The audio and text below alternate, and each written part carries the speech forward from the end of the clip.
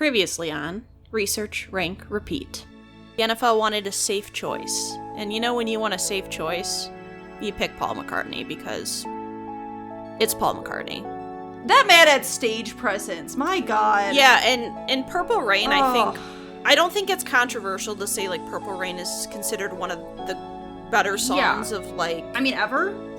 This one is definitely not as showy as a lot of them we've seen. And I think maybe in some sense it might not be, like, everyone's favorite, but I'm blinded by nostalgia and blinded by bias. I said the exact same thing. Okay, so this Super Bowl was referred to as the Recession Bowl due to the down like that economy. I see what you did there. Put it in quotes. Down like the economy. I put it in quotes because I thought that would make it clear that nobody said that. That was just me interjecting the lyrics of down. Yeah. At one point he slides and I said, you know, the cameraman hated to see Bruce's crotch coming at him. Do you remember the crotch cam? Yes. Crotch but he cam. Like... It was like an early meme. Was crotch But he cam. Like slid and like... usually they slide, but he went into the cameraman. He went into the camera. Yeah, he was in there. Yeah, I put it as number 31. Oh, I put this as 33. Yeah, it's just bad. It was rough. It's not a rough show, and I can't, like... I wouldn't want to watch this. No. And I did. No, I would. After watching this, I will never watch it again. Yeah, it was rough. To this point, one of the best produced. Yeah. Maybe it's the best produced in terms of, like, the scope and, like... staging of everything. Right. Yeah. Of everything. Yeah. Because I think... There have been some that have been really good, but I think in terms of, like, all the costume changes, everything that was happening, it does feel very clean. It was, like, my most listened to iTunes song. You loved when it came song. out. I heard it a lot. This one, I think, holds up better for me than some of the other overplayed songs. Like, I can listen to it.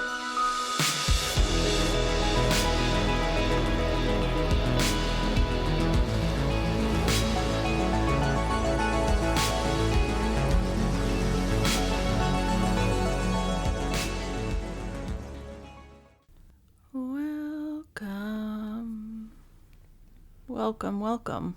This is Research, Rank, Repeat. Oh my God. I guess it is. We are at a Sunday service. It's our Sunday church service. It was giving church. Yes. This is our vibe. This is our church. And this football. And this is co-host Hannah. This co-host Alyssa. And we are back to hopefully finish the our last Super Bowl halftime show recordings. Yes. So I'm honestly... I know sometimes we underestimate how much we can talk, and we were kind of thinking that this was going to be, like, before we started, that there was potential for this to be a 2-part episode. But we've now reached the point where we have recorded for over 4 hours, and we still have 10 years of shows to get through. So I think we really underestimated ourselves on this one. I think we really should have known when I took over 30 pages of notes just on a Google Drive of background. And then I took, like, independently just on each show about 26 pages of notes. Actually, it's more than 26. It was close to 30 pages of notes and finished out my notebook. Yeah, because I like to keep a physical notebook, and I have closed it out with this halftime show. So I'll have to start one of my new notebooks that Hannah got me. Yeah, but yeah, we're gonna get back into it. We are, and I think this is conveniently, or maybe that's the wrong way to, conveniently the only episode we've recorded that actually has taken place on the day the Super Bowl takes place. On a Sunday, you mean? Mm-hmm. Because it's not actually the day the Super Bowl takes place. I don't think we recorded on a Sunday either, the 2 times we recorded. That's mainly what I was saying, but... I got you. That's fine. It's not important. Okay. All right. So 2015... Just as a recap, we ended with Bruno Mars was our last artist that we covered in 2014, so take it away. Yep. So 2015, we get Katy Perry. We get features by Lenny Kravitz, Missy Elliott, and the Arizona State University Sun Devil Marching Band, as this one took place in Glendale, Arizona. This one's produced by Ricky Kirschner, again sponsored by Pepsi, and a runtime of 12 minutes and 30 seconds. And this one did end up winning 2 Emmy Awards for lighting, design, direction, and costumes, and nomination for short format live action entertainment program. Yeah, I started shortening down the full titles of these awards because I got tired of typing them all out, so I kind of just did what specifically the focus was. So going forward, any Emmy noms will not be the full name because I got tired. And then, again, it broke the record for the most watched Super Bowl with 118.5 million. So the NFL had a short list of artists they wanted for the halftime show in 2014, which had included Coldplay, Katy Perry, and Rihanna, all who would eventually lead a halftime show. It was also reported that the NFL had asked Axe. That's a hard one to say. Sorry, I wasn't thinking through the logistics of speaking that when I wrote it. They had asked Axe if they would pay the NFL in exchange for their appearance, which did not go over well. Yeah, no shit, Alyssa said that would not go over well. Yeah. Surprise. So Katy asked Missy Elliott to be a guest performer as she had worked with her on a remix of Last Friday Night, TGIF, and wanted a female fun night, which don't we all want that? Yeah. She also said she watched performances of Diana Ross, Beyonce, Madonna, and Michael Jackson in prep and talked with Bruno Mars for advice. I mean, all solid as of right now. All of those except one were in my top. I guess not Bruno Mars. Yeah, all of those four are in my top, I guess I should specify. Bruno Mars was average for me, but you know. And at this point, Katy was in the middle of her Prismatic World Tour at the time, but wanted the halftime show to be different than her tour. So she worked with designer Jeremy Scott and had 4 different costumes made for the show and designed them to function as Russian nesting dolls. Yeah, so that way it'd be easy to take off parts of the outfits as she was like wearing layers underneath parts and pieces to make it easy to quick change, essentially. Yep, and the performance was received positively by both critics and audiences, as well as creating the popular meme Left Shark. Alyssa said she loves that there's a whole section of the wiki titled Left Shark. And of note is that lawyers for Katy Perry tried to copyright and trademark Left Shark, Right Shark, Drunk Shark, Euro Drunk Shark, Different shark. Drunk Shark, and Basking Shark, which were rejected. I thought that was funny that they tried to copyright the phrase Left Shark as well as just Right Shark. Yeah. Drunk Shark. Also, kind of a crazy fact, every song she performed in this set list was a #1 hit on the Billboard, potentially the only artist to do so. Yeah. Every song that she played that was her own song was at one point a #1 hit. It's hard to think of the fact, like, if we look at Katy Perry now in a 2025 and we compare her to a lot of the, top pop women of the time, I feel like she is the one who struggled the most to hold on to that. Like, her music actually doing well, because there's a period there in, like, the early 2010s where she had, like every song, like you said, was a hit. She had a chokehold on the market, like, for women's pop. Yeah. And you look at someone like, we'll talk about later, Lady Gaga. Right. Who is still, like, she just put out an album, like, a couple days ago. You know. And you have, Taylor Swift, another one who started to climb in that time. Yeah, the fall of Katy Perry has always been really interesting to me. Yeah. Because she had so many big hits and then it kind of just ended. And I remember seeing something online, like an article where every album she released has gotten like less and less like listens and stuff like that. I know she released an album not that long ago and it was not great. I had that one. The one thing I remember is the Woman's World song, which was seen as not the right vibe. Like, I understand what the intention was, but it just vibe-wise didn't work for a lot of people. I mean, this one to me is very memorable. Like, as soon as she came out riding on a giant tiger, I was like, I remember this one. So she comes out with Roar. She does. It was giving, I could see the Madonna influence with this one, where she's on a humongous, large cat. You could say probably a tiger or a lion, one of the two. Yeah. Very spectacle. Very spectacle. Very visual driven, this whole performance. And again, like you mentioned, that she had multiple costumes. Kind of similar to like Madonna. I felt like she really put thought into the production. Had a theme. And definitely. And I thought it was really interesting to me that oftentimes, like, it will get to it with some of the later artists that are on tour. Like Usher, for instance, he was having a Vegas residency at the time, and you could see that influence on the show. Yeah. Whereas, like, she specifically did not want her halftime show to be the same as her current tour. So, like, that obviously had to include a lot of thought into how to, like, make that image work. So I feel like she definitely and her team put a lot of work into again the thematic elements, because we go into, as we go into Dark Horse, we get this like huge checkerboard with the dancers kind of dressed as a chess checkerboard with the dancers dressed as chess pieces, kind of like Tin Man looking. I thought it was fun, and I specifically remember her fire dress, like that stands out, and like a ponytail. I feel like that look was very memorable for an artist at a halftime show. Yeah, and definitely this is one of the ones that I have more like vivid memories of when I think back. Because when I watched it, I was like, yeah, I remember a lot of parts of this. I think because there was so much like going on, it's easy to remember. So she does Dark Horse, and then she does I Kissed a Girl, and Lenny Kravitz comes out and plays guitar and sings a bit with her. I do think, again, similar to Madonna, I felt like the collaborations worked. Yeah, it felt like she brought these artists out and let them have their moment to shine. Like, I really felt that way with Missy Elliott. I felt like she really gave Missy a chance to kind of just do her own thing and shine. And then also, like, was able to incorporate her style and like have a performance that worked combined. I thought the guests were perfectly fine. I don't think they detracted at all from the performance. Definitely not. Also, because Missy Elliott hadn't really done a lot of public stuff for a long time, right? Up to that point.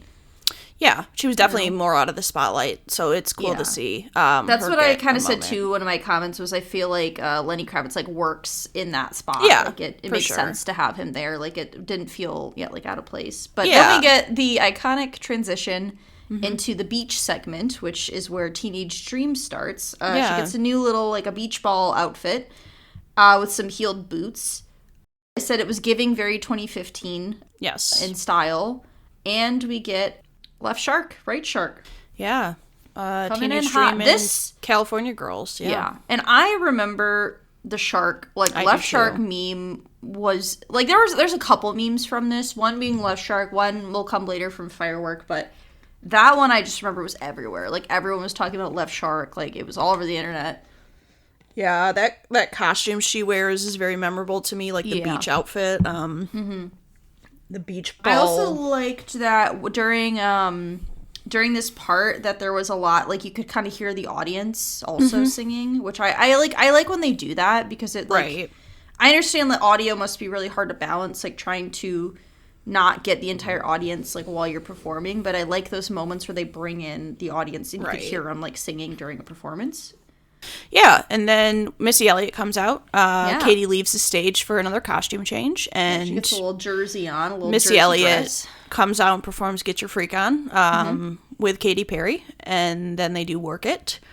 It's great. I love Missy Elliott. Yeah, I know. I love Missy Elliott. Yeah, like, she's again. My question was, and I can't remember if this was talked about at the time, but do you think Alison Stoner was one of the background dancers during her segment? Potentially. I know she was in like a music video, so potentially. I don't know though, because she performed, Missy Elliott did some type of song performance, not this, but like older, and I know she performed at it, like did dancing. Yeah, and I know too from listening to like podcasts with Alison Stoner and stuff like that, that she kind of was out of like the spotlight for a long time. Yeah. After like Camp Rock and all that, so I don't know if this was a period when she would have been kind of not. Yeah, but I don't know. Yeah, I'm not sure. And then Katy Perry leaves to presumably go change again, and Missy Elliott does lose control just by herself, which is cool. And some backup dancers, but yeah. And then she leaves. I thought it worked to, like, I thought it was nice. That was kind of my comment, that it was interesting to give an artist, like, solely their own song. Because generally guests are performing with and they don't get, like, their own solo, But I thought that really worked, especially, like, if she's, clearly she needed to go do a costume. Right, it works out. On this, like, sparkly dress, and I thought that was, like, a good way to transition that, like, to have an artist leave off. Yeah, I thought it was cool too. So she Missy leaves wearing she's wearing like a black jumpsuit, and all the backup dancers are also kind of wearing these like black jumpsuits. Yeah. I liked the look of that. Yeah, and then she leaves, and Katy Perry comes out to do firework. And I do love that her microphone is hooked up like with like the Wii controller. Yeah, it's like to her hand. And she gets on this little platform. That thing is tiny. I would have thrown up. A tiny little so platform. Small. She's got her star dress on, and then she flies over the stadium, which honestly pretty fun. It was cool. It reminded me of when we saw Pink, and she just like flew around America Park. That's one of my comments is later, and well, actually, I'll tell you now because you brought her up. I feel like Pink could kill at a Super Bowl halftime show. I just saw something online that said like, how has Pink never done a Super Bowl halftime show? We saw her live, like 2 years ago. Yeah, and she put on a show. Yeah, like it was a show, and she's had enough big hits that she could carry a Super Bowl halftime show. You know, like, I just, like, she is, like, flying through the air and doing stunts and trampolines. And, like, I feel like she could do a good spectacle show, kind of like this or a Madonna or, like, a Lady Gaga type show. Right. No, I agree. And I've definitely seen comments before about that. Yeah. She kind of is one of those artists that is like made to do a Super Bowl halftime show. We'll get to it at a later point, but she actually was in consideration for a show one year. Interesting. And I couldn't find any note about if she specifically declined. Right, or if they went with someone else. What the reason was, or she didn't want to do it, but this does come up a little bit later. So she at least was in contention at some point in the last 10 years.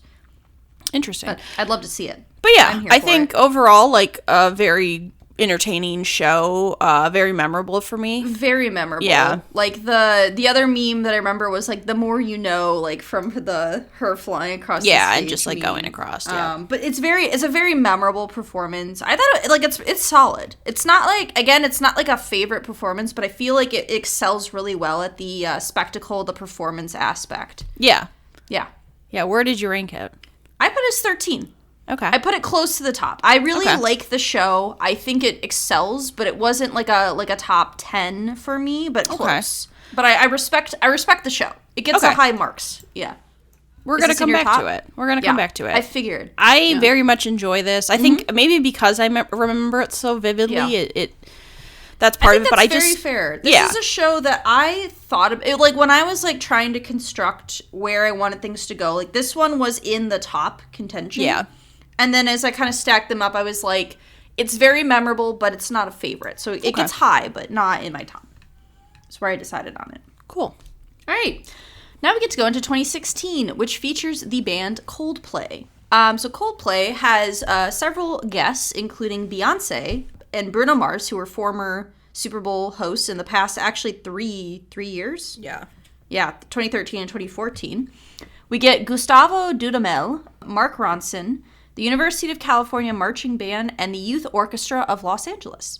So this, not surprise you, took place in Santa Clara, California. It was again produced by Ricky Kirshner and sponsored by Pepsi. The runtime of the show is 12 minutes and 50 seconds. It was, again, the most watched... Oh, sorry, I take that back. It was the most watched halftime show by a group. So not just an artist, but a group, because they're a band. At the time, it premiered with 115.5 million viewers. 1.15.5. I put too many decibels. So it's less than Katy Perry, and I believe it was less than the year before that, but it was the most of a group. So I think that's noteworthy. It received 2 Emmy nominations, one for lighting and the other for a variety special that was live.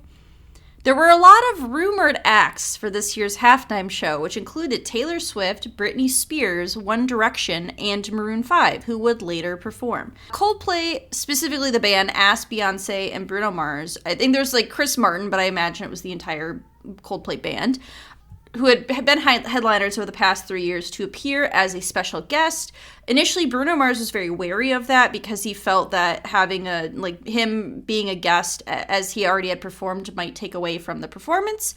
But when they contacted Beyonce and she said she would appear, he then agreed to perform. Because he wasn't like, I don't want to do it if we're not all on the same page.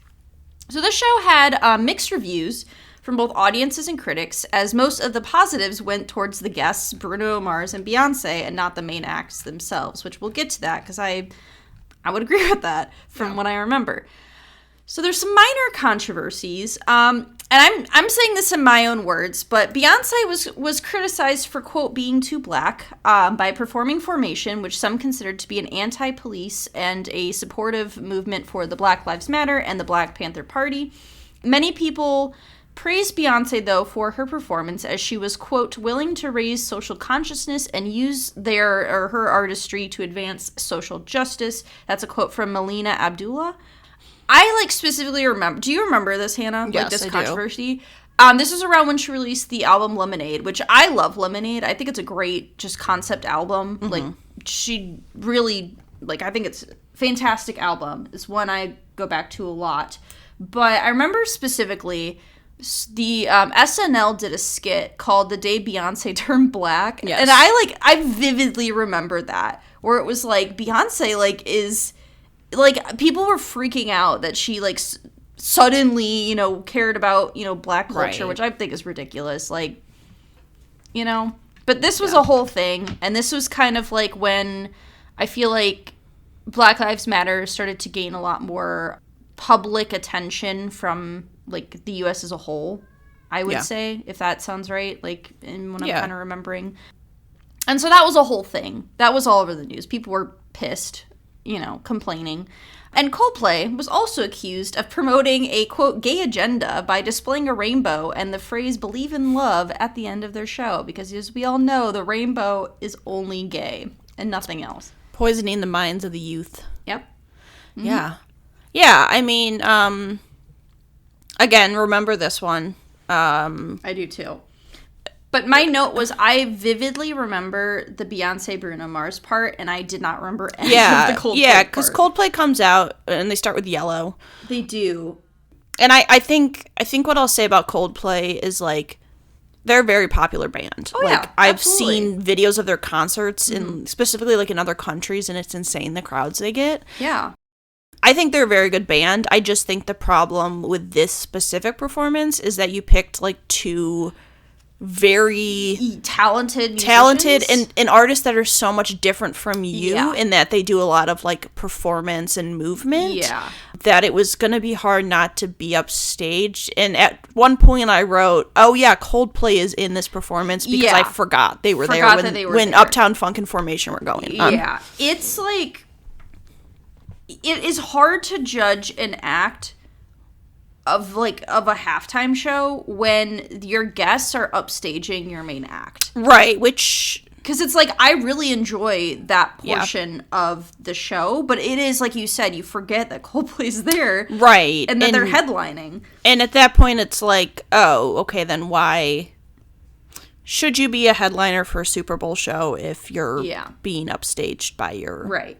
Your acts. So they start with Yellow, and Chris Martin is kneeling on a field while some teens and younger adults run by him. I thought that was an interesting way to start. And then they form a crowd around the stage, and he's wearing some black pants, a white t-shirt, and with a lot of flower coloring, which was very on theme for the album that they had just released at the time. Obviously. And Rainbow. Clearly he supports the gay agenda, as we all know from the show. The stage kind of looks like a cross with a lot of colorful marking. We then go into Viva La Vida and Paradise, which are all bigger songs that they had. There was one song they didn't play that I was surprised they didn't. That it was one of their bigger ones. The Scientist. But I guess The Scientist doesn't really work. Scientist isn't really what I consider a Super Bowl. Yeah, I guess that's fair. It's not really a halftime show song. But I was I would have been surprised if they think did of what are the other Scientist. popular Coldplay songs that I know. Yeah. Because they play Fix You, and that one's also relatively slow. I feel like that's kind of like an anthem, that's like fair. a stadium anthem, though. And I noted that Chris Martin really likes to be on the ground. He's doing a lot of he does like to move. He does like to lay down. He likes to lay down on the ground a lot. We get Adventure of a Lifetime.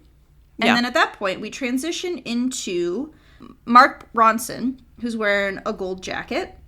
Yep. And he's up on his booth. And we get Bruno Mars in a full leather black outfit and gold chains. I said he looked very stylish with the backup dancers and singers. Simple, but it works. And we get into Uptown Funk. So yeah, it's like Bruno Mars comes out and immediately like, takes over the show. Yeah. And I made a note that I wonder if having so many just straight performers in a row and then having a band this year like has shifted my perception of it. maybe. Like the show, like having I don't know, you get all these really good performers year after year after year, and then you get like Coldplay, and I wonder how it would have gone had they not brought Bruno Mars and Beyonce out. I still think it probably would have been received fine. Like, I don't think it would have been, I mean, just based on watching it, I don't think it would have been considered one of the best. Right. And I honestly think it's elevated by the guests. Well, yes, I would agree, but I guess I'm wondering if they bring out, like, other people besides the people who just done I guess that's 3 fair. years prior, like, in the 3 years prior. Like, I wonder if you bring out, I don't know, like, I don't know who they bring out, but I wonder if they bring out someone else if they maybe don't get upstaged as much, but, you know, I think they do Uptown Funk. Beyonce comes out and does Formation. Her, like, bold black and gold bodysuit, like, I, like, vividly remember that with her dancers, and, like, the choreography is fantastic. Yeah. Love that. You know, and then we get a combination of them together where they're singing against each other, and it's very fun. Like, it's very playful. It's very fun. Yeah, really that's where I forgot. Yeah. That's where I forgot that this was Coldplay, and then, like, Coldplay comes back in with clocks, and I'm like, oh. Yeah. They are here. I noted, I said, it's no wonder that this is what I remember, because it's a very fun, like, halftime cool. show. It's really fun. They bounce off each other pretty well. And Chris Martin shows up for part of it, too. He just appears. Yeah. And then he sprints to the piano. Like, you don't see he it, sprints. but he had to have been, like, booking it to get to that piano. He does clocks. Mm-hmm. And then kind of has this semi-montage of, like, nodes to previous Super Bowls and sings, like, Purple Rain and, like, random lines. A little bit weird. I understand the point. I guess I understand what they were trying to do, but I don't know that it worked. It just felt a little weird. And then we get the end with Bruno and Beyonce singing Fix You / Up and Up to end the show. Yeah, this one's a weird one, because it was really hard for me to judge where to go, because I'm like, the halftime part with Bruno Mars and Beyonce is really fun, and, like, if that was the whole show, I think it would be really high. But then I have to think about that they're the guests of the halftime show. They're not even the main act, and if I'm trying to focus on, like, the main act show, I don't really think they succeeded very well. Like, again, it's not, like, I wouldn't call it a bad show. It just is hard for me. I was like, I had a really hard time figuring out where to put this because of that. It's definitely hard to judge. I put it at 19. Okay, I put it at 26. Yeah. I just felt like the reason it got to 19 was because of Beyonce and Bruno Mars's part, because of how much I enjoyed it. But at the same time, I can recognize that, like, you have to judge it as a performance as a whole. Yeah. And so I felt like that was a fair spot to put this was one of the harder ones, though, because I didn't want to be like, I'm like, it's not terrible, but it's not, you know. Yeah. It's not up there. Okay. 2017, we get Lady Gaga, shout out to our Lady Gaga episode, which still way more than any other episode is our most listened to. And maybe there'll be another one coming up in the near future. Maybe I get bad romanced again. Maybe. Who knows? Okay, so this one took place in Houston, Texas, produced by Ricky Kirshner, and was sponsored by Pepsi Zero Sugar. Specifically, Pepsi Zero Sugar this year. Yeah. Runtime of 13 minutes and 20 seconds, and it was the first solo headline show without special guests since 2010 from The Who, and the first female show headline without guests since 1996. Sorry, first female solo headline show since Diana Ross in 1996. So Adele had been approached to perform the halftime show, but she declined as she thought she wouldn't be a good fit, which I think is fair. I think it's fair. Yeah, I think that's fair. I think it's fair. Lady Gaga was then chosen in part due to her national anthem performance in the previous year's Super Bowl.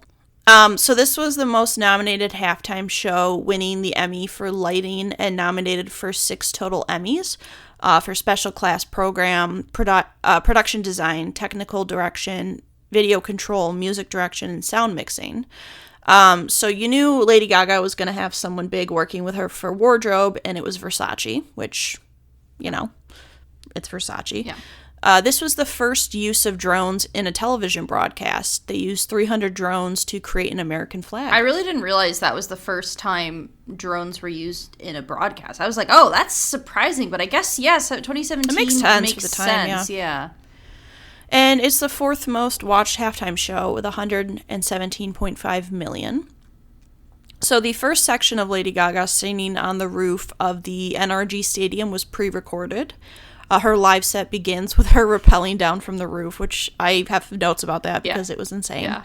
And they did have concerns of flying a drone formation over a live audience. They initially wanted to do it live, like have that be live, but I think there were too many impractical things that they were worried about. So that specific segment was pre-recorded, and then the rest is all live.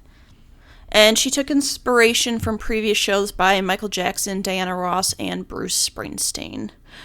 She also gave a lot of behind-the-scenes looks at the process of preparing and rehearsing for the performance. So the NFL claimed that they told Gaga she was forbidden from mentioning President Donald Trump during the show. However, she was the first artist to refer to the LGBTQ plus community during a halftime show by performing Born This Way. And then This Land Is Your Land, which she starts out with, has also been used as a protest anthem at women's marches that had occurred earlier in that year. Show was well received. Currently holds the record for the largest audience gain from game to halftime show at 5.6% since 2011. Yeah, so she does the pre-recorded part, which is God Bless America and This Land Is Your Land. And that's when the drones are there and she's up on top of the scoreboard or whatever it is. Yeah. I just remember when this happens, like, her jumping off and rappelling was, like, all over the internet. This whole show was very, like, culturally I just remember important. the next morning, like, everyone was just, like... Yeah, and she's in, like, this sparkly body silver suit with, like, eye gems. Her hair's up. She's got boots and, like, shoulder pads. And so she's performing up top. Does this combo, God Bless America, This Land Is Your Land. The drums are there, you know, for liberty and justice for all. Got the American flag, and then she jumps. And then she comes down like a spider. She's like, it's so funny. It's so funny. I was like, it's like she's just like, I vividly remember the shimmy down. But also the fact that she did rappel down from the ceiling like that. Like, they had her up there to start, you know. Yeah, she rappelled. Yeah. And then they do dance in the do Dance in the Dark, which is just like instrumental, other song elements. And then she gets into the Edge of Glory. Yeah, and that's also just like a little snippet too. Yeah. And it's during the part 2 when she's getting, like, unhoisted from the, like, rappel thing, like, getting unhooked. No, she's still hooked during Poker Face, because she's doing flips. Yeah, I guess that's true. Yeah, she's still hooked. Yeah, she does Poker Face, and she just starts, like, doing these flips. Yeah, she's just doing flips and stuff, and just, I'm like, great, I love that. I'm here for it. And then her breakup dancers have got purple capes on. Yeah. And she finally gets down as we go into Born This Way. Yeah. And there's a sparkly little square stage, takes her hair down, and they bring in a crowd to the stage. And I was like, it's nice that she performed this number. I think for the time that this was and where we were at as a country. Yeah. What was going on, like, politically and in that landscape, I think Lady Gaga has done a lot of good for representing, like, individuality, like, being yourself, being proud of who you are, which is something we kind of talked about when we did just, like, our solo Lady Gaga episode. Yeah. But, I think having an artist like her at the time when they had it, I feel like was a good choice. Yeah. And I think kind of this will come up again for this most recent one as well. I feel like a very fitting artist to have performing in a very, like, interesting time. Let's put it and I think she's been very vocal about her support since she started, and, like, I just watched her at the Grammys, and her and Bruno Mars won for their Die With a Smile, and she, like, voiced her support for, like, trans youth, and so I don't know, I just think she's always been very vocal about who she is, about what she believes in, and I feel like that's important, especially now. even more so now honestly, than maybe it was. Which is surprising that you would think 8 years later, right, it'd be different, but it's almost different in a worse way. But yeah, I just think I think she is one of those people again who makes sense as a halftime performer. Like, you hear Lady Gaga's perform, and you're like, oh yeah, it's going to be a good show. She is an artist that I think would be great to see live. I just know it's one of those artists, again, like Beyonce, where it would be expensive artist to see, but like I feel like it would be a good show from everything I've seen. Yeah, so after Born This Way, she does Telephone. She does. Classic. And I liked that. I said one of the things I really enjoyed was that all of her different like kind of numbers and aesthetics, all the dancers were dressed differently and they all had like different colors for different songs. Yep. And she's got a gold spiked jacket and a keytar for this number.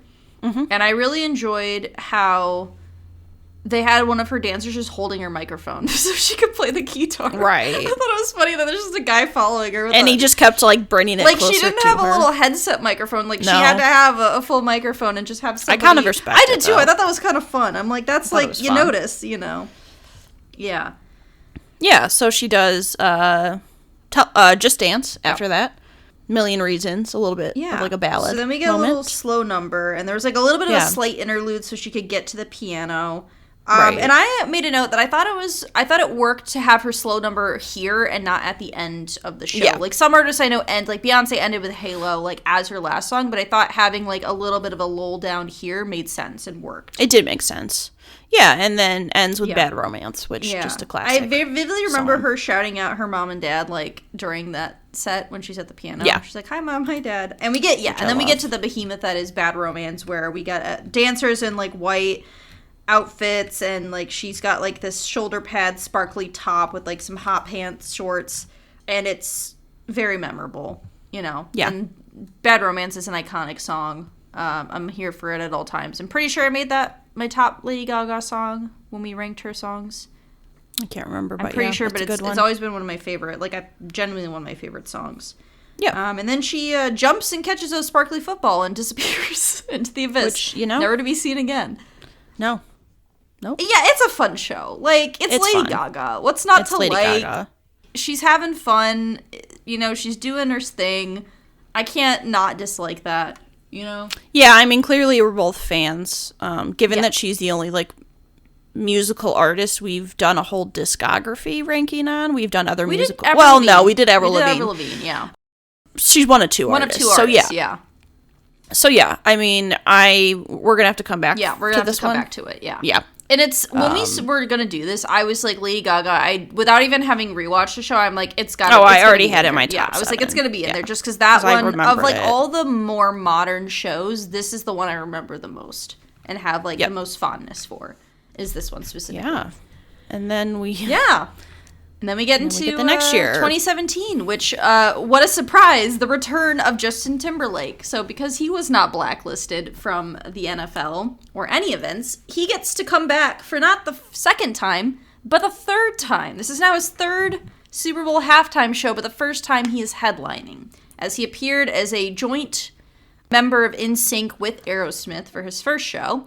Then he appeared as the controversial guest of Janet Jackson, which led to that whole controversy, which you could hear about in the first episode. And this time he's now back as a solo person, which means he does not perform any NSYNC at all. Like, NSYNC is off the table. Because remember there were a lot of rumors that, like, NSYNC would appear, like, the members would appear, and that clearly did not happen. But anyway, his featured guests were the Tennessee Kids, which was his backing band, and the University of Minnesota Marching Band. So no featured guest artists. Takes place in Minneapolis, Minnesota, which if we remember, that was my lowest ranked halftime show from the last time it was there in 1992, promoting the Winter Olympics. Yep. It was produced by Ricky Kirshner again. This time we're back to normal Pepsi sponsorship. So Zero Sugar was just 1 year. They said, so we don't need that zero sugar anymore. We got to get back to regular Pepsi. Give us diabetes. Yep, and the runtime was about 13 minutes and 40 seconds. So this year had a 9% decrease in viewers from the previous year, down to 106.6 million viewers. The show received 4 Emmy nominations for direction, lighting, musical direction, and technical directions. So this year, and this will kind of become a trend for the next couple years, there were a few rumored artists to headline the show, which included Britney Spears, again, and Jay-Z. So Jay-Z did confirm that he turned down the halftime show due to the NFL's treatment of Kaepernick. That's how you pronounce this right, Nate? Kaepernick? Colin Kaepernick, yes. Yeah. For his protest of kneeling during the national anthem. This will become a recurring theme for the next few years. It's ironic that Jay-Z eventually would go to be one of the lead producers of the Super Bowl. Justin is also the first artist to appear in 3 halftime shows, which we talked about a little earlier. They also, this is just a note for me, they also thought it had been long enough since Snipplegate, and as he barely got in trouble anyways, time to give him a show. His outfit was designed by Stella McCartney, who is the daughter of previous headliner Paul McCartney. So Justin Timberlake and the NFL, so both of them, wanted to pay tribute to Prince after his death in his hometown. So Prince at this point had died and was from Minneapolis. Prince had stated he did not want to be included in new music after his death, and his family gave permission for his likeness to be used as long as it was not in the form of a hologram. Sheila E., who was a former Prince bandmate, claimed that either Pepsi or the NFL insisted on Prince's appearance for the event. So there's some discrepancy if specifically Justin Timberlake wanted him to be there or if one of the larger companies insisted that he be present in some way. So there's some controversy over that. It's also the first time since 2012 that no pyrotechnics were used during the show. You know how the Super Bowl loves a good firework and pyrotechnics. Instead, they used lasers and video screens. And then my last note is that the show received mixed reviews. So we start the halftime show with Jimmy Fallon, longtime friend of Justin Timberlake, as they have many scenes together from SNL. The start is in a, underground nightclub situation, under the stage, where he's performing on, a little mini stage in a club to perform the song Filthy. And I thought that was a weird choice to start like that, given that you're performing for the Super Bowl, to have your artist start in, a place where nobody can see them, kind of deal. Yeah, I mean, I'm going to be honest. I wrote one note about this performance, and it just says, honestly, I just don't care about this. I don't want to watch a whole Justin concert. But it was weird. Yeah, so that was weird. So we start with that. I noted that he is wearing a black leather jacket with camo and a scarf. I didn't note this down in my notes, but there was a lot of criticism over his outfit choice, which, fair. But then as he leaves and he runs to the stage with the backup dancers, there's a really long catwalk, and we get into Rock Your Body. I said it looked like all the dancers were having fun, and Justin tended to do a lot more dancing than he did singing, is what I would say about his performance. Yeah. Yeah, because you get the acts who dance a lot, like Beyonce, Bruno Mars, Lady Gaga, but they still do a fair amount of singing. And this felt more just like him dancing around the stage. Yeah, and very little singing himself. Randomly being like, I'm going to sing here. And I remember that from when the show was on. I remember thinking that, where I'm like, I feel like he's just dancing and not really singing. It's not, yeah. And so he gets to a smaller stage, walking through the crowd, his band's in all red, and we get Senorita and Sexy back. So we get a lot of his earlier solo hits in the first half. Right. We get a lot of dancing in tight groups. I don't even remember. Oh, I gotta go a little bit further. So then we get My Love and Cry Me a Liver, and then, did I say liver? You did. Cry Me a River.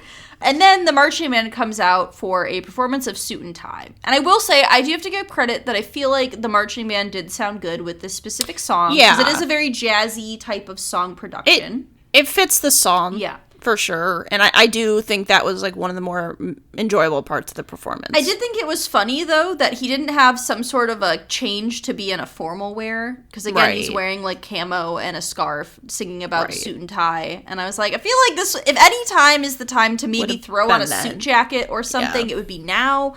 But sure, that's fine. Justin says And he said, "Put your cell phones up." And I was like, "Oh no, we've truly reached the modern era of people holding up their cell phones as lights." As a light. And like just people's phones being everywhere at all concerts and all like just filming. And in a way, I hate that, but I also understand why this cultural shift kind of happened for concerts. Like, I also hate it, too, but at the same time, it's like, I get it. I get it. Yeah. But, so we get Until the End of Time, and that's kind of like a shift, and then we get him to the piano, where he does a slow piano ballad of I Would Die For You, with a projected video of Prince also playing the song as he plays along with him, which felt a little weird. It was weird. It's a weird choice to make, and they had, like, they lit up the city with, like, purple colors. Like, they went out to shots of, like, Minneapolis and, like, showed purple colors throughout, and I was like, this feels a little odd, you know? Yeah. Like, I get it. They wanted to pay tribute to a past Super Bowl act in his hometown. Yeah. But it was, like, a little odd. But at this point, we get back to the big stage where a bunch of mirrors come out, and he sings the song Mirrors. And then he goes into the crowd for Can't Stop the Feeling, which is arguably still one of my least favorite songs of all time. I hate this song with a burning passion. Like, I can't stop the feeling. Like, hate it. I don't mind it. I hate this song. This is just a personal, I hate this song. It got so overplayed, and I didn't like it when it was playing. Like, there wasn't a song that I liked and then started to dislike because it got overplayed. I just didn't like the song. But then we get the iconic moment of Selfie Kid, where a small child keeps trying to take a photo with Justin Timberlake, and known as Selfie Kid. Selfie Kid. And that's where we end, where he's just in the crowd singing Can't Stop the Feeling, and the show's over. Yeah, I mean, it's... Again, like I said, I just don't really care about Justin Timberlake, to be honest.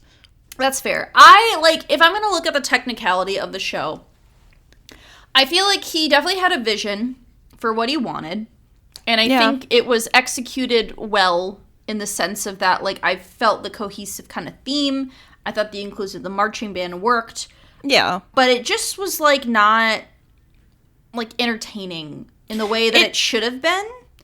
It didn't feel like a full performance, because it just kind of was like it was like we were just at, like, his dance concert recital. Right. And it was, like, it was weird to me to look at his performances with NSYNC and with Janet Jackson and, like, feel like he did better there. This is, to me, his worst performance, and this was, like, his solo. And it's weird, because it's, like, I feel like he performed better in, like, a dual headliner or as a guest than he did in his own show. Yeah, it's weird. So I wonder, too, if I feel like he would have benefited from having, like, guests. I think so, too. With him. I understand at this point NSYNC wasn't doing anything together. They are now. No, but I don't mean even NSYNC. Just have, like, he's done a lot of songs with other people. Like, maybe just have, like, an artist or two come out and do a song with him. I don't know. I think he would have benefited from having someone else on the stage. So, I think this is an instance where I feel like, especially if you're going to be an artist doing a bunch of dancing, I think you have to bring other elements, like, other people together. Especially, like, because when the marching band joined in, that's when it worked. So I'm like, if he had other people on the stage, I feel like it would have benefited. Yeah, but it's just, like, not, he really, this is going to ruin the world tour, Hannah. It's just going to ruin the world tour. Regardless of how I feel about Justin Timberlake as a person, which my opinion is not very high. Not great. I can say he at least was still, like, clearly a very talented dancer and clearly, like, a talented musician. But I just don't think the show was, like, was a real thumbs up. No. Yeah, that's why I put it at number 25. I did 24. Yeah, so I thought it was similar. Again, I don't think it's terrible, but I'm not going to be singing praises for this show. Okay. Then we get 2019, which is Maroon 5, which me and Alyssa did see live. Yeah, there's a note a little bit further down. Yeah, I also have my own note about it. Oh, great. Okay. Featuring Travis Scott, Big Boy, Georgia State University Marching Band, and this one was in Atlanta, Georgia. Mm-hmm. Again, same producer, Ricky Kirshner. Again, Pepsi, just regular Pepsi. Runtime of 13 minutes and 30 seconds. Alyssa said, fun fact, Maroon 5 is the only halftime show performer we've seen live before. That's very true. It's our first concert. It's true. It was our first concert. Them and Train. A little duo. So it's said that several musicians turned down the halftime show in support of Colin Kaepernick. So Pink, like Alyssa mentioned, was one of those artists, although hers were more of the negotiation process. It wasn't clear if, like, hers, like, there was issues with negotiations, but it might have also been because of that. Yeah. So it could have been both, or it's hard to say. Yeah. Rihanna, Cardi B, and Jay-Z again. So this also led to criticism of the artist who performed in 2019. Travis Scott reportedly would participate if the NFL made a donation of $500,000 to a charity in support of social justice, with Maroon 5 also making a donation to Big Brothers Big Sisters of America. So this is very memorable because an online petition went around to allow the performance of Sweet Victory, which is from the SpongeBob SquarePants episode Band Geeks, where the characters perform the halftime show at the Bubble Bowl following the death of the show's creator, Steven Hillenburg. This was, like, huge. I remember it was all over the internet. Everywhere. Like, it was a huge thing. The petition gained over 1 million signatures, and this did lead to a short clip featuring Squidward, Mr. Krabs, Mrs. Puff, SpongeBob, and Patrick to be added to the performance. Okay, show was not well received. By audience and critics. And me. Also, and me. Many saw Maroon 5 performing as crossing the picket line, and that the halftime press conference was notably canceled by the NFL. So they canceled the press conference that the halftime shows usually do because I think they were concerned that people were going to be asking questions about it. Which I'm like, that should be a sign you're in the wrong if, like, you're concerned about, like, that. You know, just saying. Yeah, and people also complained about Adam Levine being shirtless for part of the set. So again, like the Red Hot Chili Peppers, just not a fan. Views were down at 98.4 million, the lowest in a large amount of time. And, you know, I feel like we can speak on this because we have seen them live. I was going to say, I can confirm that they are worse live than I thought they would have been. So that was something I was going to bring up, is that because we saw them live, like all these other artists, we've never actually been and seen in person. Right. But I remember, like, being that it was my first concert, you know, it's like you don't really know what to expect. Right. But I remember even at that show, I felt like Train was better than Maroon 5. Yeah. A lot better. As a teenager. And then I've been to a lot of concerts, so I've definitely seen, the way that I say this is there's different types of performers. There are performers who are like a Tom Petty, where they're all about the music and they don't need to put on a big show, or like a Billy Joel, where you can feel, and I'm sure Elton John was like that when he was performing. Yes. You know, they don't have to put on a big show because they just like ooze music. Like they just do it. And then you get other artists, like bands that go crazy, you know, like Bruce Springsteen, right, in that sense, where they put on a lot of energy, or artists, or like a Lady Gaga, a Madonna, who put on this big production. Maroon 5, they just give nothing. They give nothing. Adam Levine is one of the most uncharismatic frontmans for a band that I have ever seen. It is shocking how bad they are live. Like, they don't have any presence. And, like, it's weird. It's shocking because of how long they've been together. Yes. It's shocking because you feel like with their music, they would be more of like a... It's like their music doesn't match how they perform. It's so weird because I remember, like, when we saw them live, it was like Adam Levine did nothing. He didn't, like, interact with the audience. He wasn't moving around. He wasn't, like, you know, giving, like, you know, energy. He just was... They were just, like, standing and playing, and I'm like... You're Maroon 5. Like, you can't do that. You're not that type of band. And a lot of those bands similar, I feel like their frontmen are very good at, like, engaging the crowd. Like, Alyssa got me tickets to go see We the Kings for my birthday one year, and it also had Simple Plan. Yeah. And I feel like both of those frontmen did a good job of, like, getting people engaged and, like, being entertaining. Right. And I feel like when you... have that kind of band, when you have that kind of music, you need that. You have to, and like I saw, one of my favorite concerts I've ever been to was, it was a Black Keys, not Black Kings. You're thinking We the Kings. The Black Keys and Cage the Elephant, which are very, very different bands. Cage the Elephant, the frontman was stage diving, like he was going crazy, very entertaining. And then Black Keys are very much like, they're a lot like a Billy Joel, like a Tom Petty, where they're playing, and it was like extremely captivating. Like they did not need to be putting on a show, but you could just feel, like, it's just the energy, it depends on the energy. And, like, Adam Levine, I don't know if he just thinks he's hot enough that he doesn't have to that he can get away with not, like, you know, giving. Yeah. Not, like, performing. But I don't understand. I don't get it. I really don't understand how they can't, like, they had, and again, we saw them in 2011, I think, or 2010. Yeah. It was somewhere around there. So this was about, what, like, 8 years later, you know? Yeah, 8, 9 they years, literally, there was no change. It was like, I don't know. I don't get it. Yeah, I mean, okay, so they come out and do Harder to Breathe. They do. And then This Love. And then we get Travis Scott with the intro referencing Sweet Victory from SpongeBob. Yeah, I also with wanted Sicko Mode. to note, so he's wearing a black jacket and, like, pants and a zip sweater. I thought it was like a weird shirt combination. It was kind of weird, He removed his jacket after one song. Then we get to the intro, Travis Scott with the SpongeBob intro, and I remember people being really mad that they didn't actually play Sweet Victory. They just had this little intro little clip. Into Sicko Mode.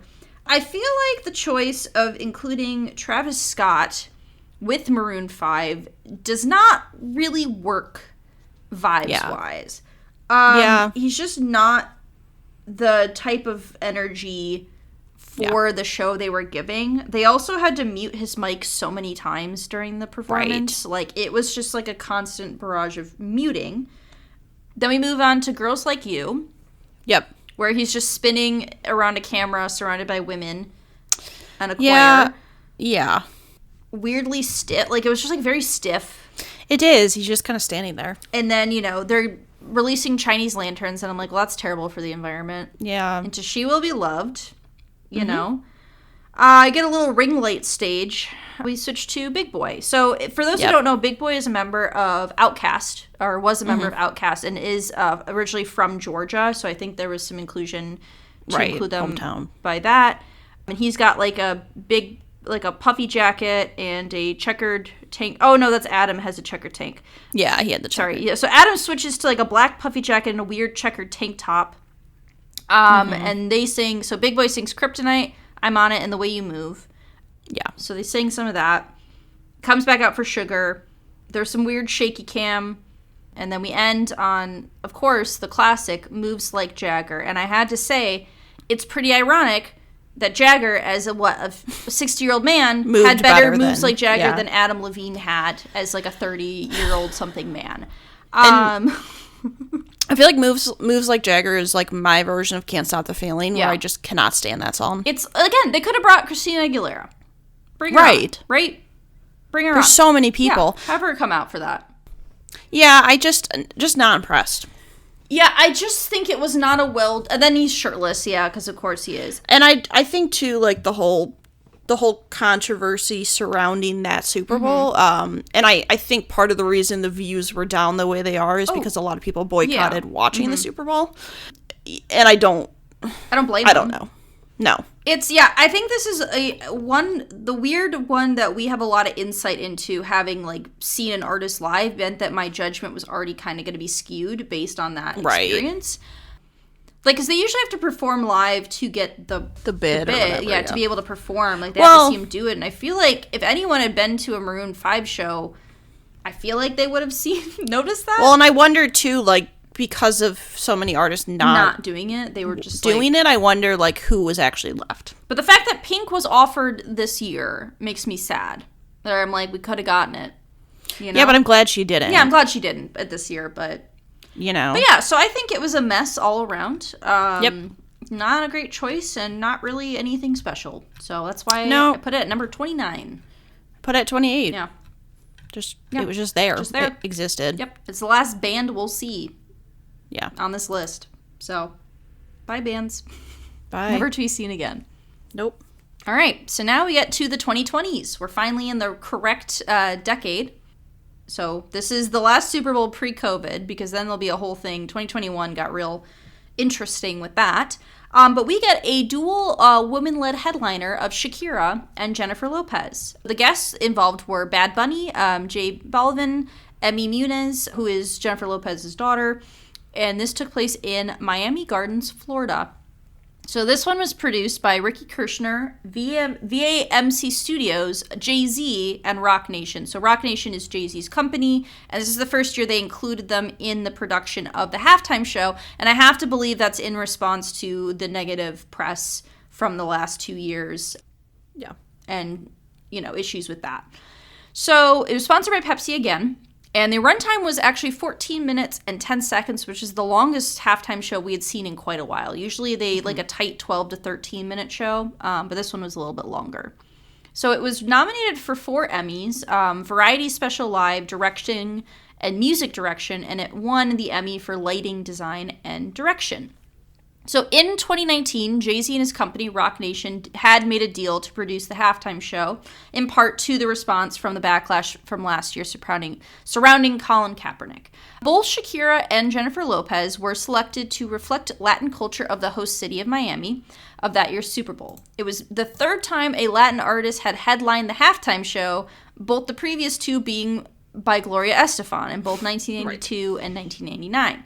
There were 670 team field members that were used for the show that included 130 dancers. There were also 8 costume changes between the 2 women, Shakira having 3 and J-Lo having 5.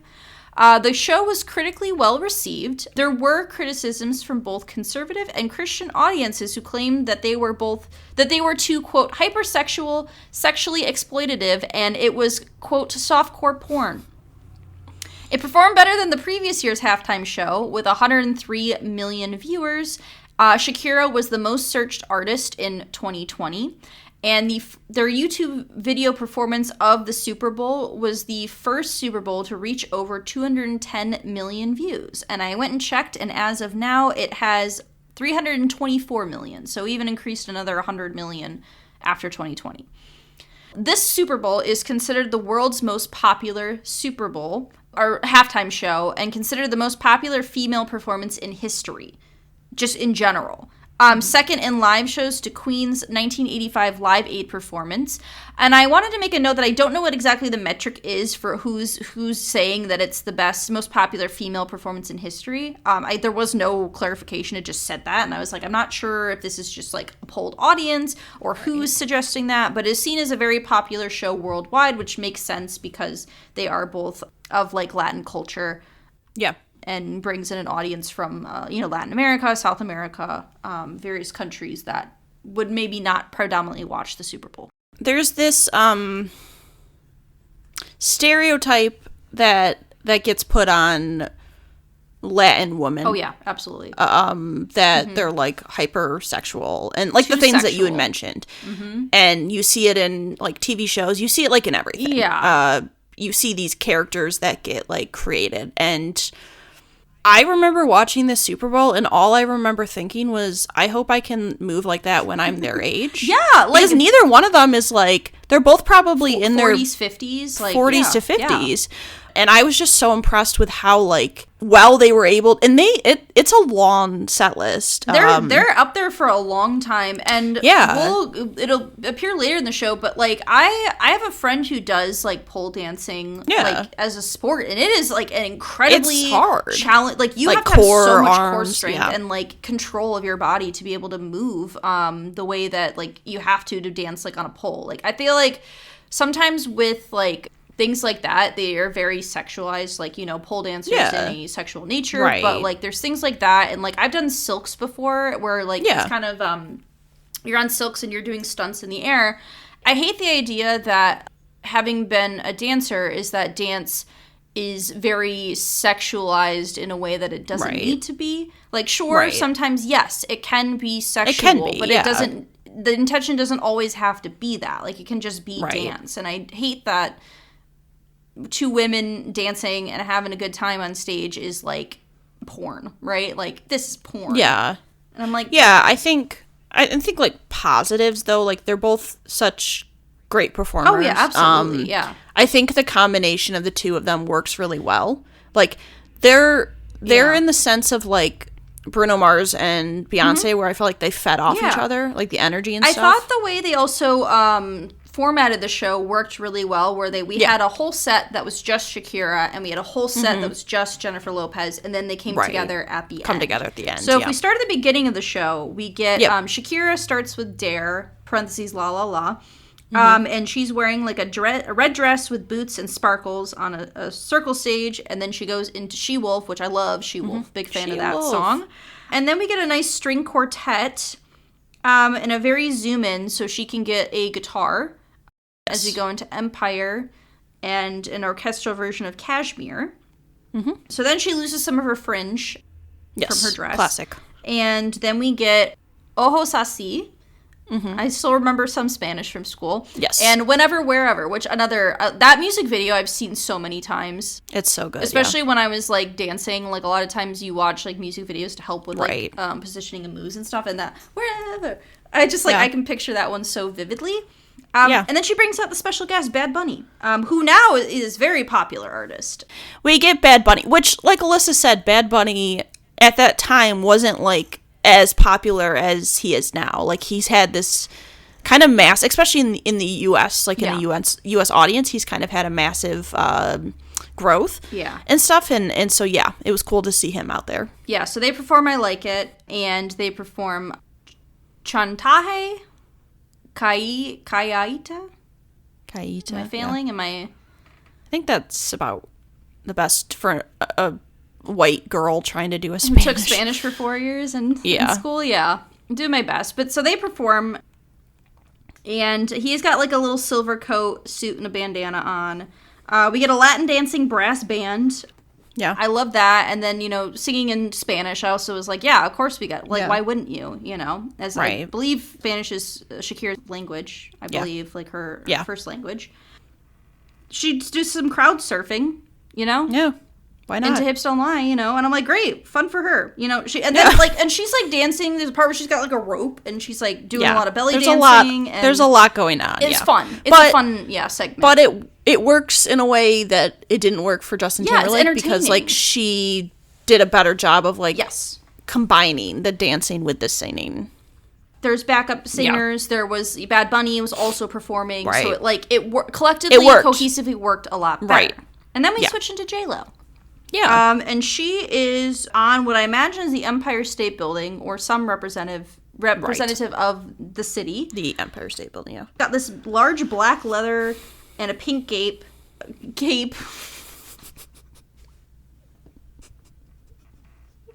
I was reading the next word that said gone, and I think in my brain I just combined them together. She's got this huge pink cape and then loses that pretty quickly. And we start with Jenny from the Block. Of course. And she is also kind of like in a bodysuit as well. And there's a lot of fun dancing going on in this segment. And I said I liked the variety of dance going on. And I do remember the kind of like assless chaps bodysuit thing going on. Yeah. And I feel like it worked. Yeah. We go from there to Ain't It Funny Murder Remix and Get Right. Mm-hmm. And Waiting for Tonight. Yep. And then we get into the pole dancing part. Yeah. Which is great. And she's in like a silver bodysuit for that. And again, she was this when she was in Hustlers? Is this when around I think this? So. It must have been she trained to pole dance. Yeah. I remember that. I imagine around the same time. So you get a lot of pole dancing, and it's like, it's very clearly, I made a note that it's not, like, it's very clearly not giving, like, stripper. Like, it's, no. I remember people were complaining, like, she's doing stripping on the Super Bowl stage. And I'm like, it's dancing. Like, right. Like, I don't know what to tell you. Yeah. But then we get another special guest. Yeah, J Balvin. Yes. And they do a mashup, I guess a mashup, what's the word? I'm just enjoying you struggle to come up with the word.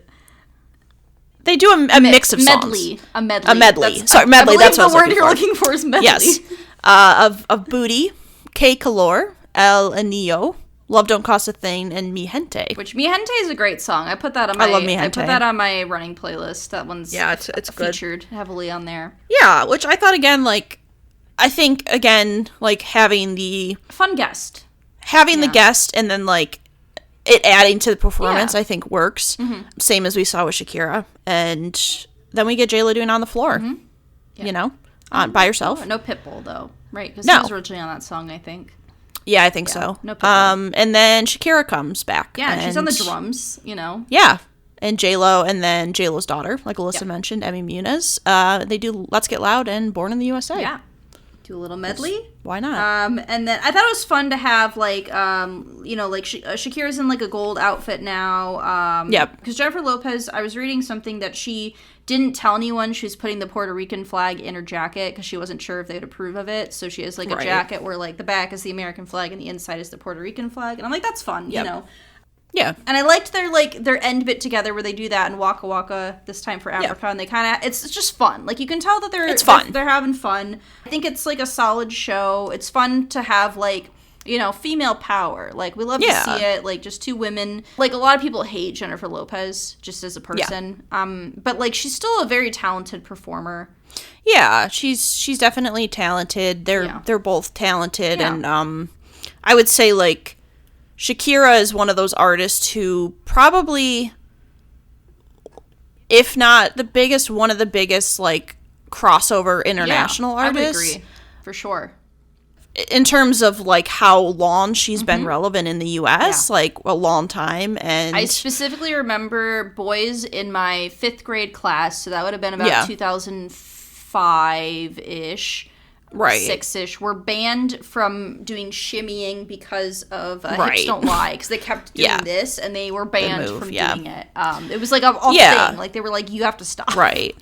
And I think she was one of those, like, earlier artists who was able to kind of have that crossover success. We see it a lot more now. We do, yeah. I think I feel like every year on our Songs for the Summer, we get, like, at least one or two with, like, K-pop hits from different countries. But yeah, I feel like she was one of those kind of earlier on artists. So I just think it's a really entertaining show. Yeah, it was very fun. I remember liking this one when I saw it. I thought it was enjoyable and fun and a good use of the environment. So very positive.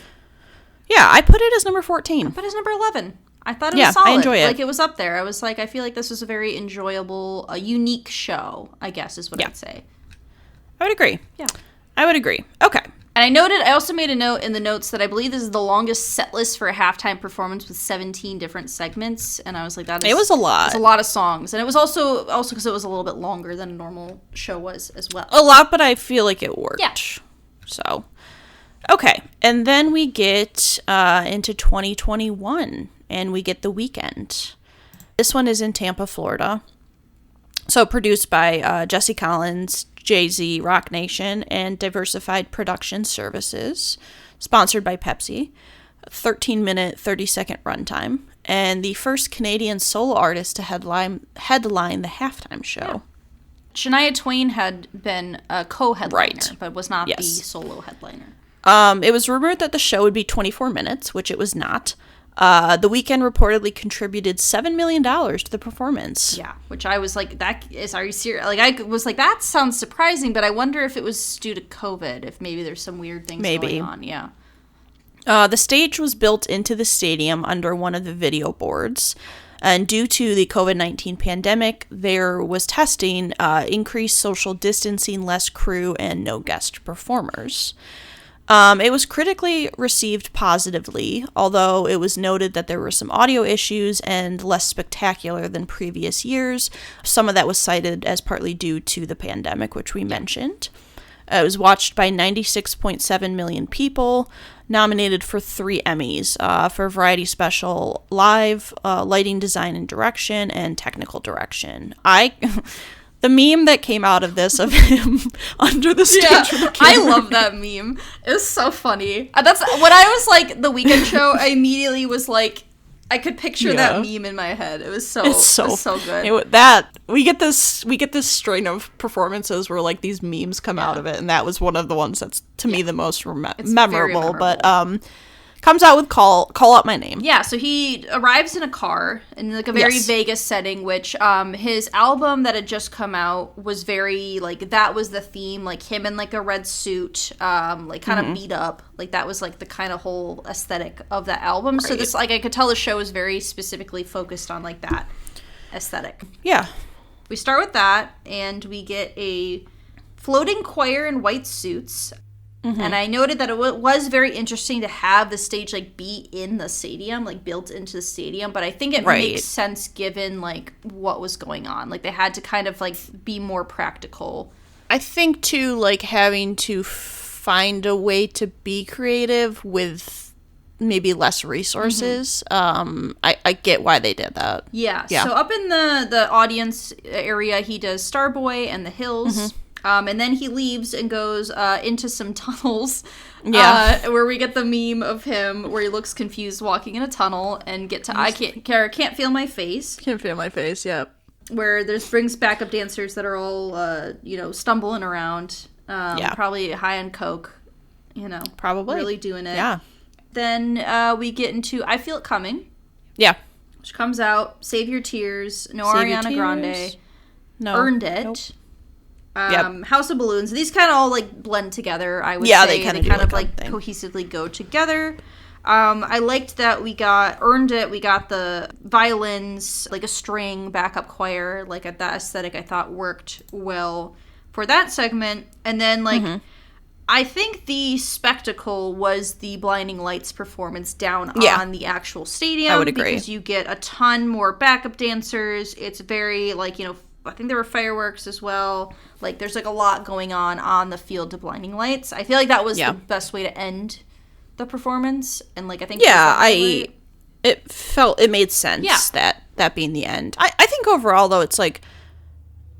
It was entertaining. I think The Weeknd, again, is, like, one of those performers who's entertaining for multiple reasons. And, like, I remember this one a lot. I think partly because of how, like, big it became on the internet post the performance. I think it's hard a little bit because it does feel very scaled back, which is no fault. Unfortunately, there's nothing that could be done about that. It's out of the control of The Weeknd.